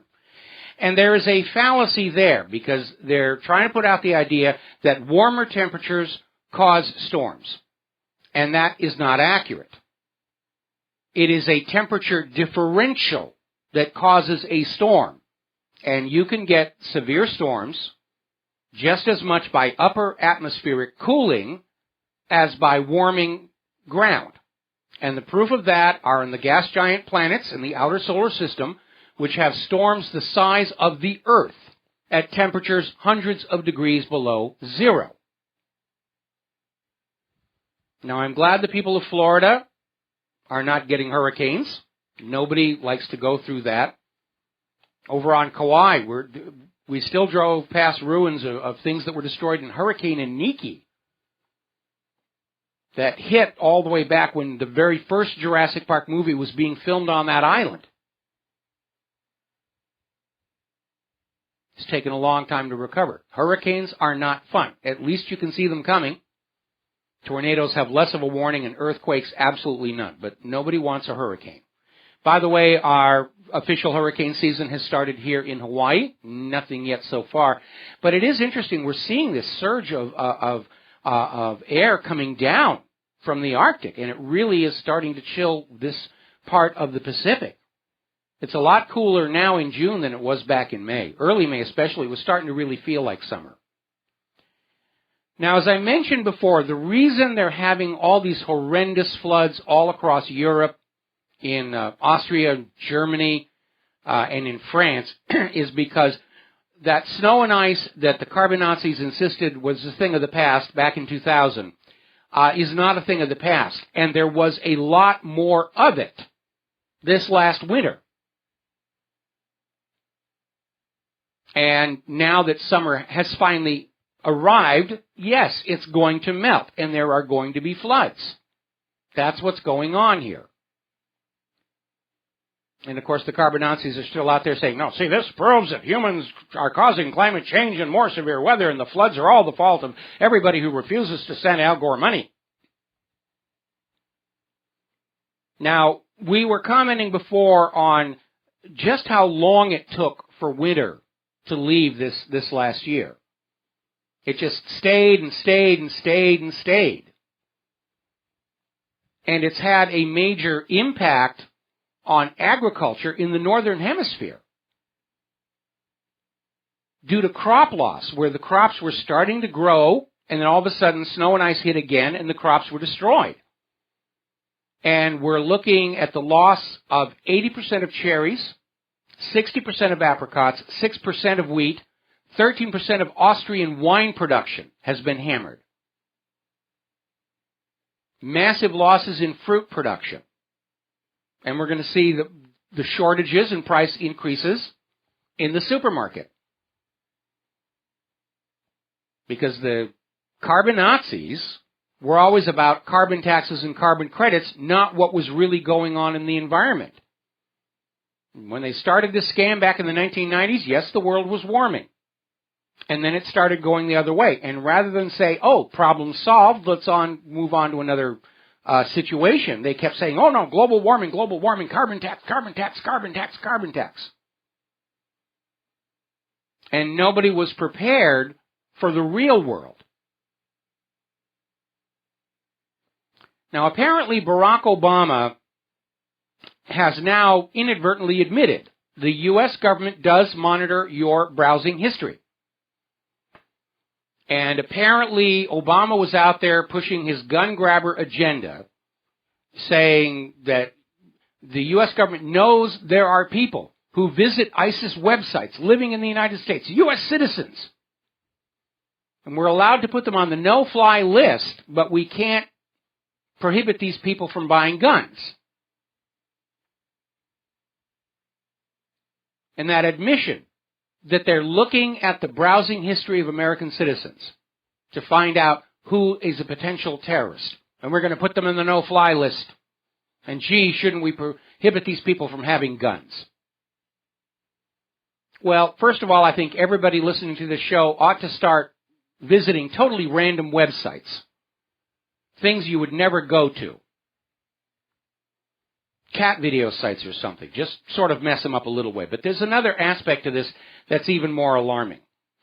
What about people who are looking at ISIS websites trying to find out what's going on? And they may not be signing up. They may not be supporters. They may be very hostile. What about people who run independent news media? Will go to these ISIS websites to basically find out what's going on in order to inform their listeners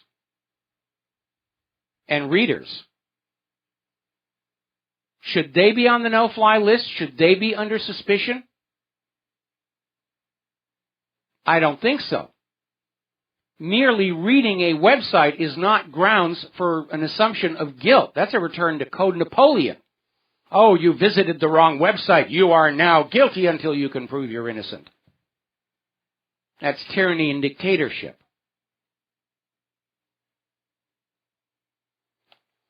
Now, part of the official U.S. government story about Edward Snowden is that, yes, the NSA is doing things that they shouldn't under the Constitution, but really we need to do it anyway, and Edward Snowden should have gone through channels, should have worked within the system, rather than going rogue like he did.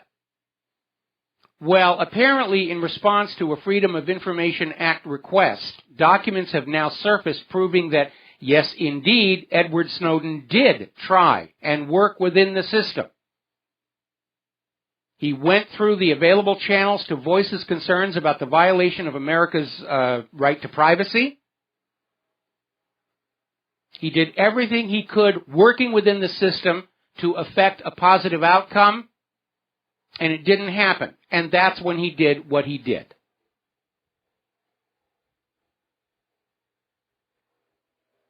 It is rather ridiculous for the government to say work within the system when the system is set up to protect itself, not the American people, not the Constitution, not the Bill of Rights.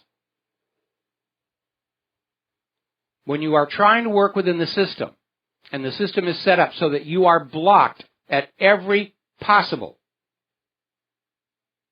opportunity for bringing about positive change, then you're going to say, it's time to step outside the system. It's time to step outside the box.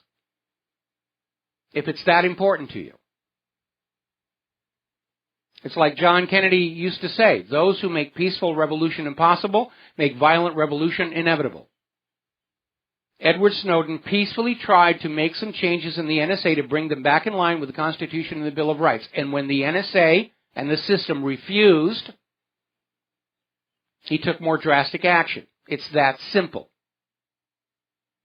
Don't tell us we can make changes within the system and then set up the system so that we can't. Inevitably, that's going to produce people who are going to say, okay, the system doesn't work, it's time to step outside. Meanwhile, over in Russia, 50 hackers using the Lurk banking Trojan have been arrested. 86 raids, 15 regions. They were assisted by Kaspersky Lab. Good for Russia. Apparently, Russia can actually find and arrest computer criminals, where the super surveillance state of the United States of America just says, well, if you get infected with ransomware, just go ahead and pay them. Because we can't do anything about it. Another reason to want to live in Russia. So let's bash Windows 10 for a little bit because they really deserve it. It is a major headache to be constantly fending off Windows 10 nagware on your machines. For people who are living in regions where their bandwidth is very expensive, it's costing them a huge amount of money, especially if they're getting their internet over a satellite link and Microsoft is continuously downloading the Windows 10 upgrade and you're deleting it and Windows downloads it again.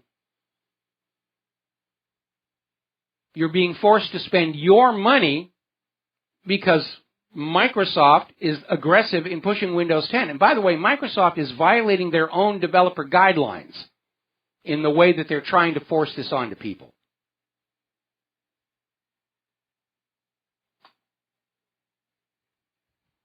Now, there's another big problem because apparently, as you know, poaching is a major problem in Africa. For the elephant ivory, for rhino's horns, which are believed in some cultures to have certain aphrodisiac qualities. And the forces that are trying to control the poachers, the rangers, are using computers. They don't have a lot of money, don't have a lot of resources. They're trying to use computers. And one of the things they do with the computers is track where the poachers are. Now, these poachers are not shy about threatening the lives of the rangers, and some of the rangers have been killed. And they're concerned now because if the forced upgrade to Windows 10 happens while they're coordinating rangers who are under fire from the armed militarized poachers, more rangers could be killed and the blood would literally be on Microsoft's hands.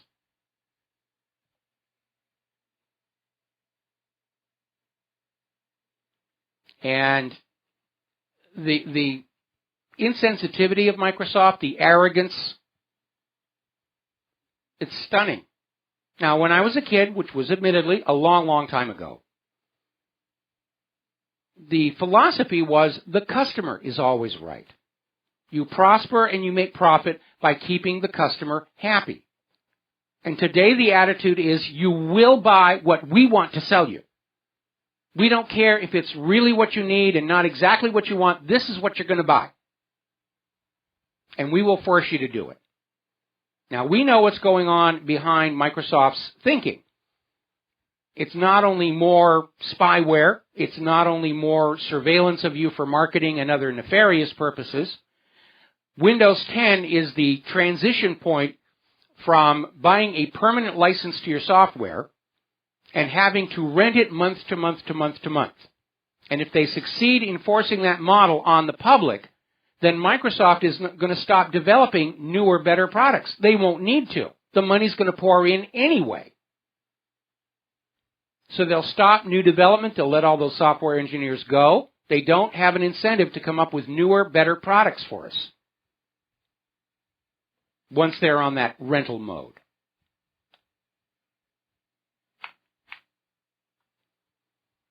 Now, Microsoft is not having a lot of success with this. They're touting how many Windows 10 installations are out there, of which the overwhelming majority, something like 90%, are from the automatic free upgrades, many of which were not requested by the computer users. There is now talk of a class action lawsuit being brought against Microsoft for the damage they have caused to individuals and businesses with these forced upgrades. And if that happens, I'm definitely going to sign up. I'm a member of that class.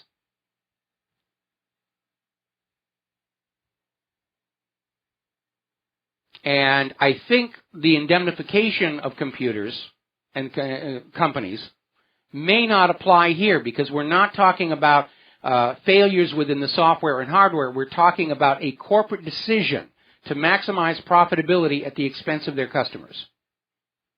And I think it's going to work. Sales of desktop machines have flatlined. Nobody wants Windows 10. When I was looking to replace Claire's Choir machine, which had been wrecked by the upgrade to Windows 10 and the attempt to take it back to Windows 7, everything in the store, Best Buy, was Windows 10. Yeah, you can get Windows 7 if you special order, but really, you want Windows 10. No, I don't. I wouldn't be asking you for Windows 7 if I wanted Windows 10. If I had my choice, I'd be back on XP. Everything worked on XP.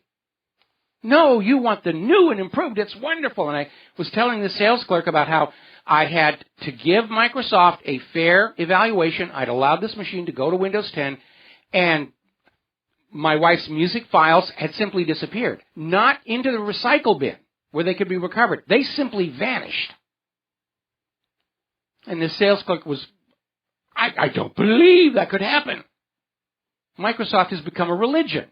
It's a cult. All hail the Windows 10. It could never be bad.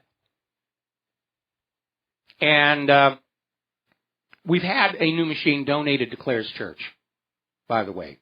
And I don't want to mention names. I don't want to get them into trouble, but we do appreciate that generosity. Sales of Macs are going up. Sales of boxes that can run Linux are going up. Sales of machines that are running on Microsoft are flat and in some sectors trending down. And a big part of it is Microsoft's attitude of, you're too stupid to know how to use these machines, we will decide for you. Now, when Macintosh came out with that idea of the computer as an appliance, they did a good job of it.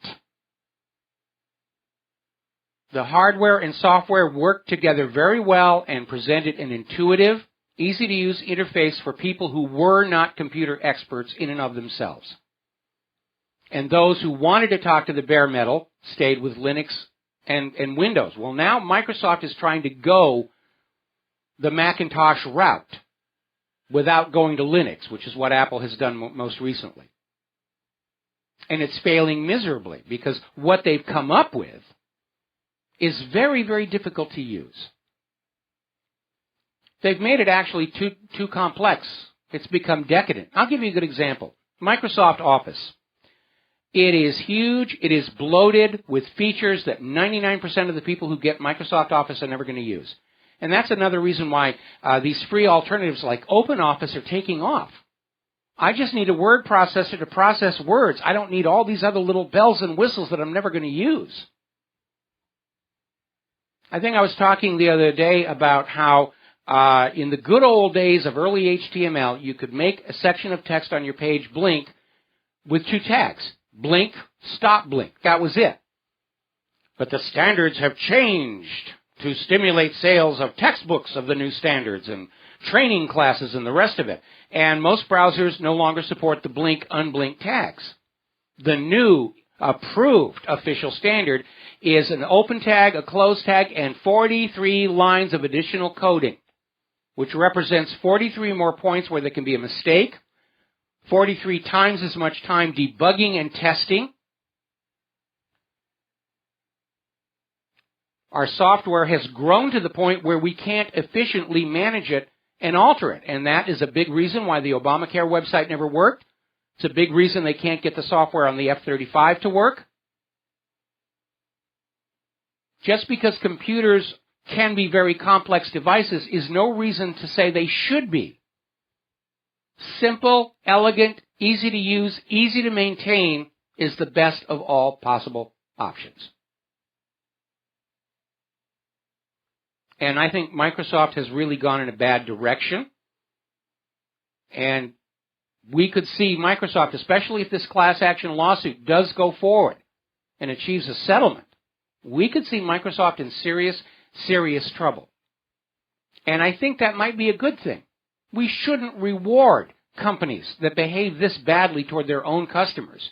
We shouldn't reward corporations that presume to decide for you what it is you want to do and how you want to do it. We shouldn't reward corporations that basically want you to rent everything so that they can go on making money without needing to come up with new, better products. I don't think we should do any of that. We have to take a break for a commercial. We have a caller waiting on the line regarding Windows 10 as soon as we come back from these words from our sponsors. Aloha, America. Welcome back to the show. And earlier in the program, I was commenting on how the Weather Channel had come out with this bizarre statement about how it's been more than 10 years since Florida has had a hurricane. And I made the comment, I hope it's not famous last words. It may turn out to be. Apparently, the governor of the state of Florida has just declared an emergency in advance of the approach of Tropical Storm Colin, which is showing a strong cyclonic action. It doesn't have an eye to the storm just yet, but it does look like they're going to get a little bit of wet from that. Let's go to the phones here. We're going to talk to Wally in New Brunswick. Aloha. Welcome to the show. What's on your mind? Hi, Michael. You've heard about the bandwidth hogging Windows feature you need to disable? Which one is that? It's the Windows Update Delivery Optimization. I hadn't heard. This is on Windows 10, right? Windows 10, right? I'll give you a quick rundown. Let's say you're one of the hapless people that actually installed Windows 10 on your system. Okay.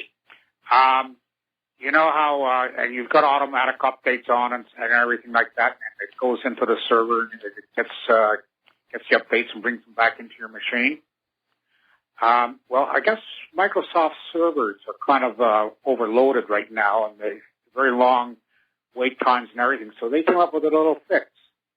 They put a little peer-to-peer in there. Oh yes, I remember reading about that, where they're using your machine to send out their software update patches. Exactly, and your bandwidth takes a big hit because of it, and you don't know how many other machines are actually poking through your machine looking for upgrades. Well, I just think that's a dirty pool for them to be looking at, stealing our machine cycles, stealing our hard drive, our bandwidth, our electricity without our permission. And I'm sure buried in that end-user license agreement, they've got something in there saying, yes, we can use your machine to put out our patches because we don't want to spend the money for more update servers. It's just cheaper to have you do it for us. You know, I wonder if they have something like that on the Windows 7 and Windows 8 machines, because if they do, I would definitely want to turn that off.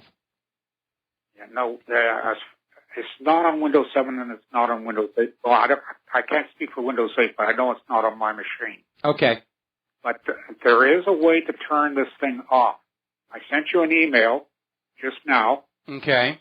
It's a WHR whatever, and the topic is the bandwidth hogging Windows feature you need to disable. So if you look for that, and it takes you into IOLO, the system mechanic people. Yeah, it just came in. I'm looking at it right now, and I will post it. I will post it for the benefit of our poor people struggling with Windows 10. I tell you, what concerns me, it's bad enough they're stealing bandwidth and everything like this, but this is a peer-to-peer. I love BitTorrent, and how long is it going to be before some kitty figures a way to use it to get into other people's machines and rack a little havoc? Oh, probably about another 10, 15 minutes we ought to see that. And isn't it funny how peer-to-peer is bad when we use it, and peer-to-peer is good when they use it? Yeah, well, that applies to so many different things, too. It's bad when we spend our money, but it's good when they spend our money. Yeah, absolutely. Absolutely. No, I think behind it all, setting all the technical issues aside, the arrogance on display by Microsoft, which unfortunately is becoming typical of corporations all across America, I think this is going to trigger a tremendous backlash. I've lost count of the number of people who have said that they're going to go with Linux because they even if Windows 10 were working perfectly and actually a blessing, which it is not, the idea that we're being forced onto it and forced onto the rental model is not acceptable to people. Well, this is it.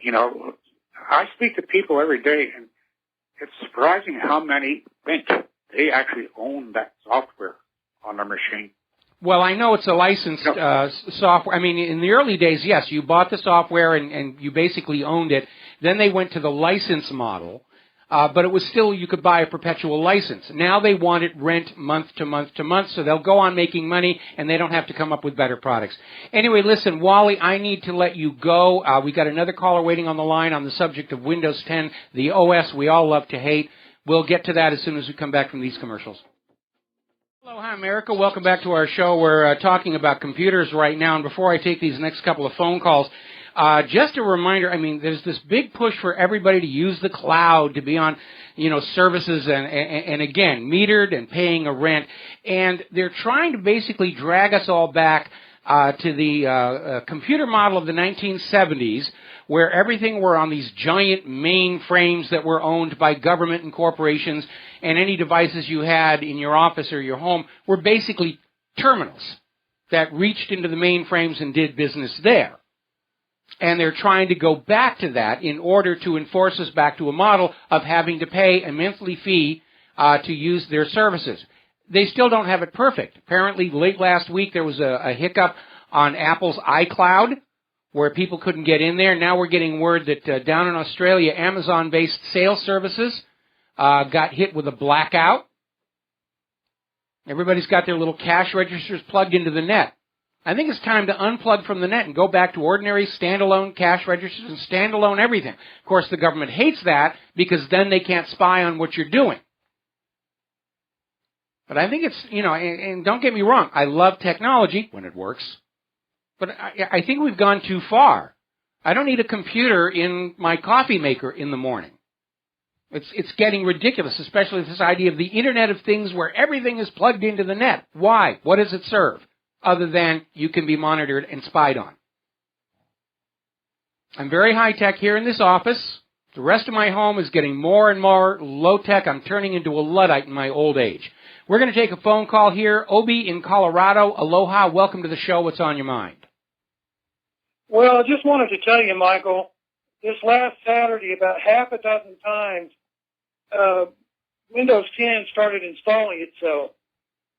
And I literally had to turn my computer off and wait for about 10 minutes and turn it back on. But I was really this last Saturday battling Windows 10. Well, we've been talking about this device called GWX Control Panel. And it is a little free tool that you can use to lock the Windows 10 updates, delete the files, and it really does work very, very good. And I recommend it highly. Just Google GWX Control Panel and download and use that. And you have to use it every once in a while because Microsoft is trying to find sneakier ways to get past your system. And okay, I have that site bookmarked, and I tried downloading it, but I think the thing I missed is Muzak. What? I don't know if you heard me. I downloaded that, and I think the thing I missed is the Muzak part of it. No, GWX Control Panel is a standalone. There's a version that can install. There's another one that's completely standalone. You can put it on a flash drive and just use it wherever you want to use it. Okay, I did try to download that first one to my computer, but I guess I didn't do it right or something. I don't know. Okay, well, but there are other tools as well. In fact, just Google Block Windows 10 and you're going to find a bunch of these. But the one that has worked for me the best is this GWX Control Panel. Okay, I'll try searching around some more, Michael. All right. Thank you. Thank you very much for the phone call. We're going to switch to Glenn in Philadelphia. Aloha, Glenn. Welcome to the show. What's on your mind? Hi, Mike. Before I make my computer points, I just want to say that I see no reason why Africans should be relegated to frying, boiling, and scrambling.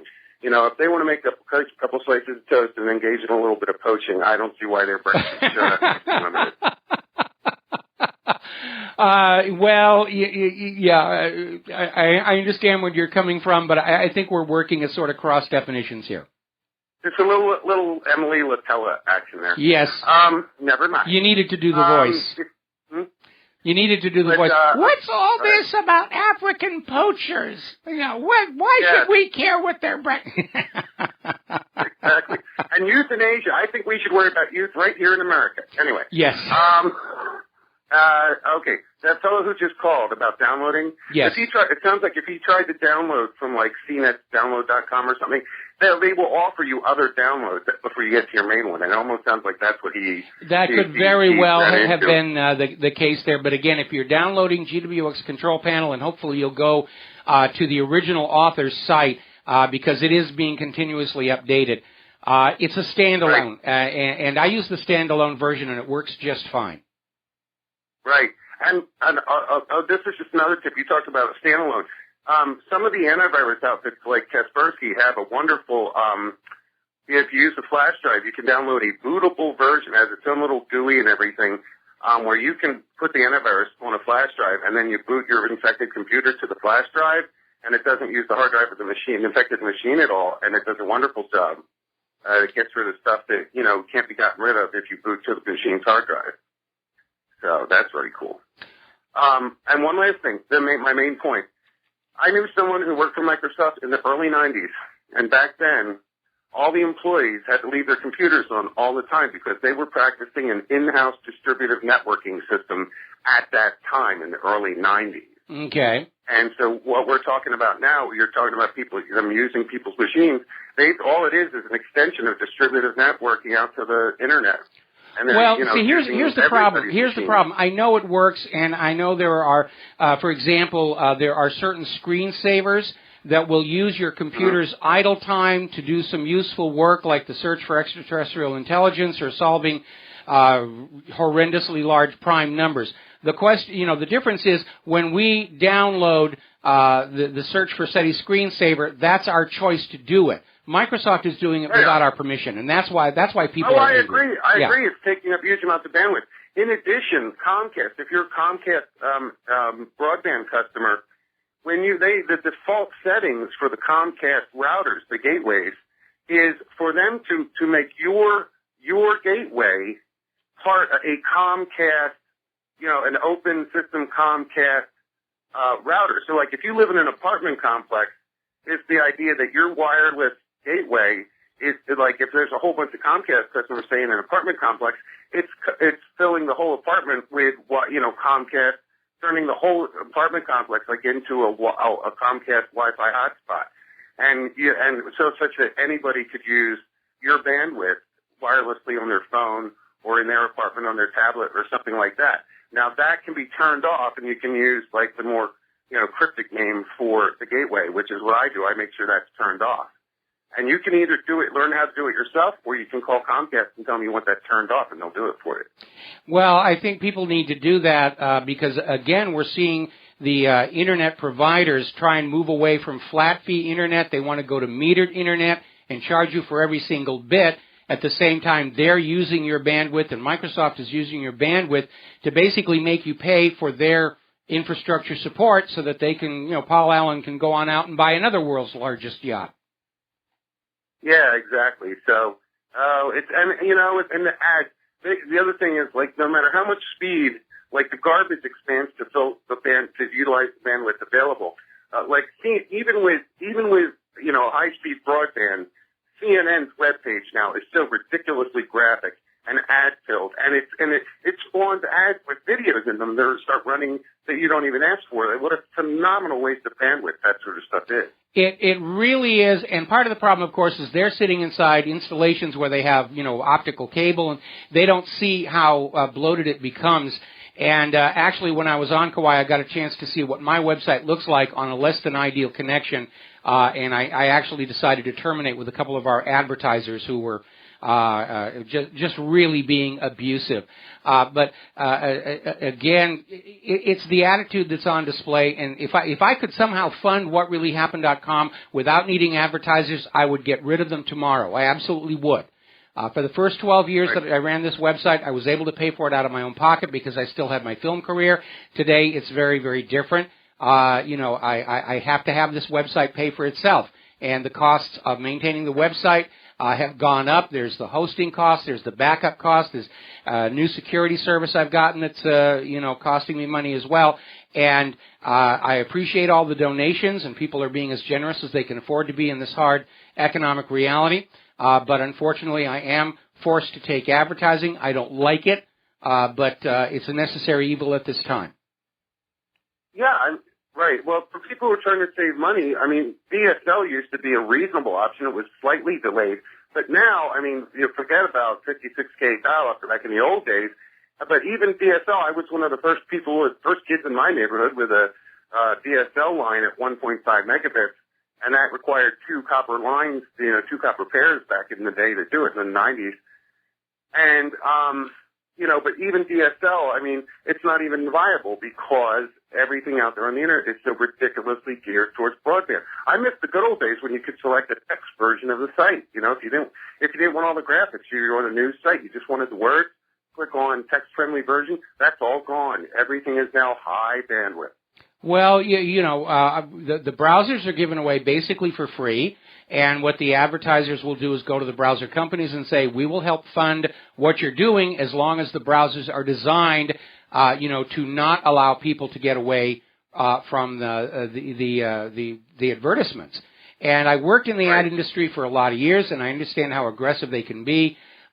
Certainly today they're up against the law of diminishing returns because we saw this in TV, where the more commercials they add, the more people tune them out. They rely on their DVRs. They don't even watch shows live anymore. They'll pre-record them so they can fast forward through the commercials. Now we're actually starting to see some of these cable companies are saying, we're going to pull back on the number of ads that we allow in a program. One of the reasons I like being back at RBN is they have a lot fewer commercials than we did over at the last place where I was. And yes, that means shorter restroom breaks for me, but it also means more time to talk and share information with you. Very good. Yeah, absolutely. Unfortunately, Google's Chrome, the browser officially sponsored by the CIA, is one of the faster ones. Opera's pretty good if you keep your Flash up to date. So, Flash is going away, and it's about time that it did. I mean, Flash originated in the days of 56K 96K dial-up, and it's really it's become a major security nightmare, and more browsers are refusing to support it, but the advertisers are still out there because they're invested in Flash development, and you can do almost anything that you can do in Flash, you can do with vanilla HTML5, and it's time for that transition to happen. I don't use Flash at all on the WhatReallyHappened.com website. Sadly, a lot of my advertisers do, and I wish they wouldn't, because it is a major security nightmare. Again, the money isn't there to really bring the rest of the industry along with the currently defined acceptable standards. Right. And again, it sort of points to the gradual degeneration and disordering of Adobe. They sort of lost the edge. Yeah. Anyway. Well, they got out of trying to create new products, and they got into this thing of acquiring other people's products. Autodesk did exactly the same thing, and now they're just sort of repackages of other people's work. Right. And things are buggier. So, all right, Mike, thank you. Take care. Bye. All right, thanks an awful lot. We're going to switch over to Steve in California. Aloha. Welcome to the show. What's on your mind? Well, Michael, I can say that the GWX control panel that RBN has on their website, I found to be very secure and safe. So, if anybody's listening, I keep forgetting it's on. I keep forgetting it's on that front page, and I should just be directing people there. And there were several other ones, and I was unsure which one, other than having it scanned by my computer to see if it was safe. But RBN evidently did, so I used that one. It worked great. But when you're talking about the technology, how it's getting out of control, I agree with you. I mean, just most recently, I saw where refrigerators have a camera inside their refrigerator. Why you would need a camera inside your fridge There's a stupid commercial about a guy asking his wife to check the fridge if they have eggs, and she says, I'm too busy. You know, let me check it here for my phone. Oh, we got plenty of eggs in the refrigerator. Why you would need a camera in your fridge, I have no understanding of that at all. I certainly wouldn't own one of those. It's ridiculous. It really is ridiculous. When you're going to go to the store, you open the refrigerator and say, what do we need? You make up a shopping list and you go. And that's what I mean. It's getting decadent. They're trying to sell on the whiz-bang. I have 3 TV cameras in my refrigerator. Okay, and we're supposed to all be impressed by that. And you know, I want appliances that will do the basic thing the appliance is supposed to do. Wash the clothes, dry the clothes, wash the dishes, keep the food fresh. Other than that, I don't need them to have any intelligence. Yeah, it kind of reminds me of back in the first day when the VCRs came out and the Betamax came out and all these bells and whistles. And, you know, all I want to do is be able to record the program and watch it later on. I don't need to record 1 year later at a certain date a program. You know, I mean, it was ridiculous, all the options. We never used them. Well, you know, there was one VCR I had that had an option I really liked. When you recorded a show, it would mark the commercials. And when you played back the show, it would fast forward. And needless to say, that feature was gone the following year. Yeah. Thanks, Michael. All right, thanks an awful lot. All righty, the phone lines are clear. We're coming up here on our commercial break and the end of the show.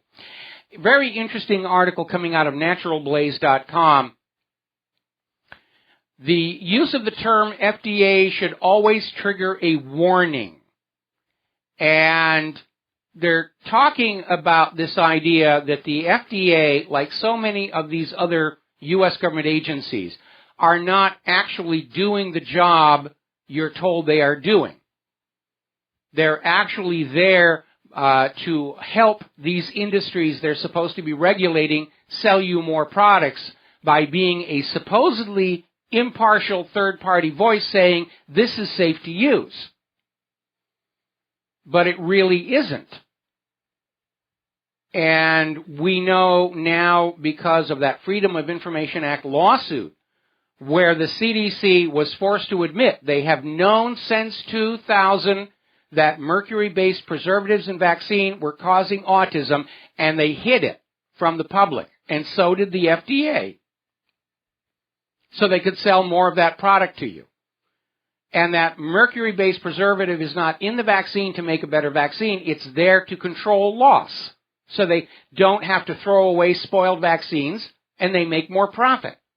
That's it. And that, in a nutshell, is what's gone wrong with the American system, where that lust for profits has become the overall dominating factor in all decision-making. And it shouldn't be. There needs to be a balance. Yes, we want to make money, but we should also want to make safe products. We want to make products that do what they're supposed to do and don't break down and don't fall apart too soon. There needs to be a balance, and we need to restore that balance.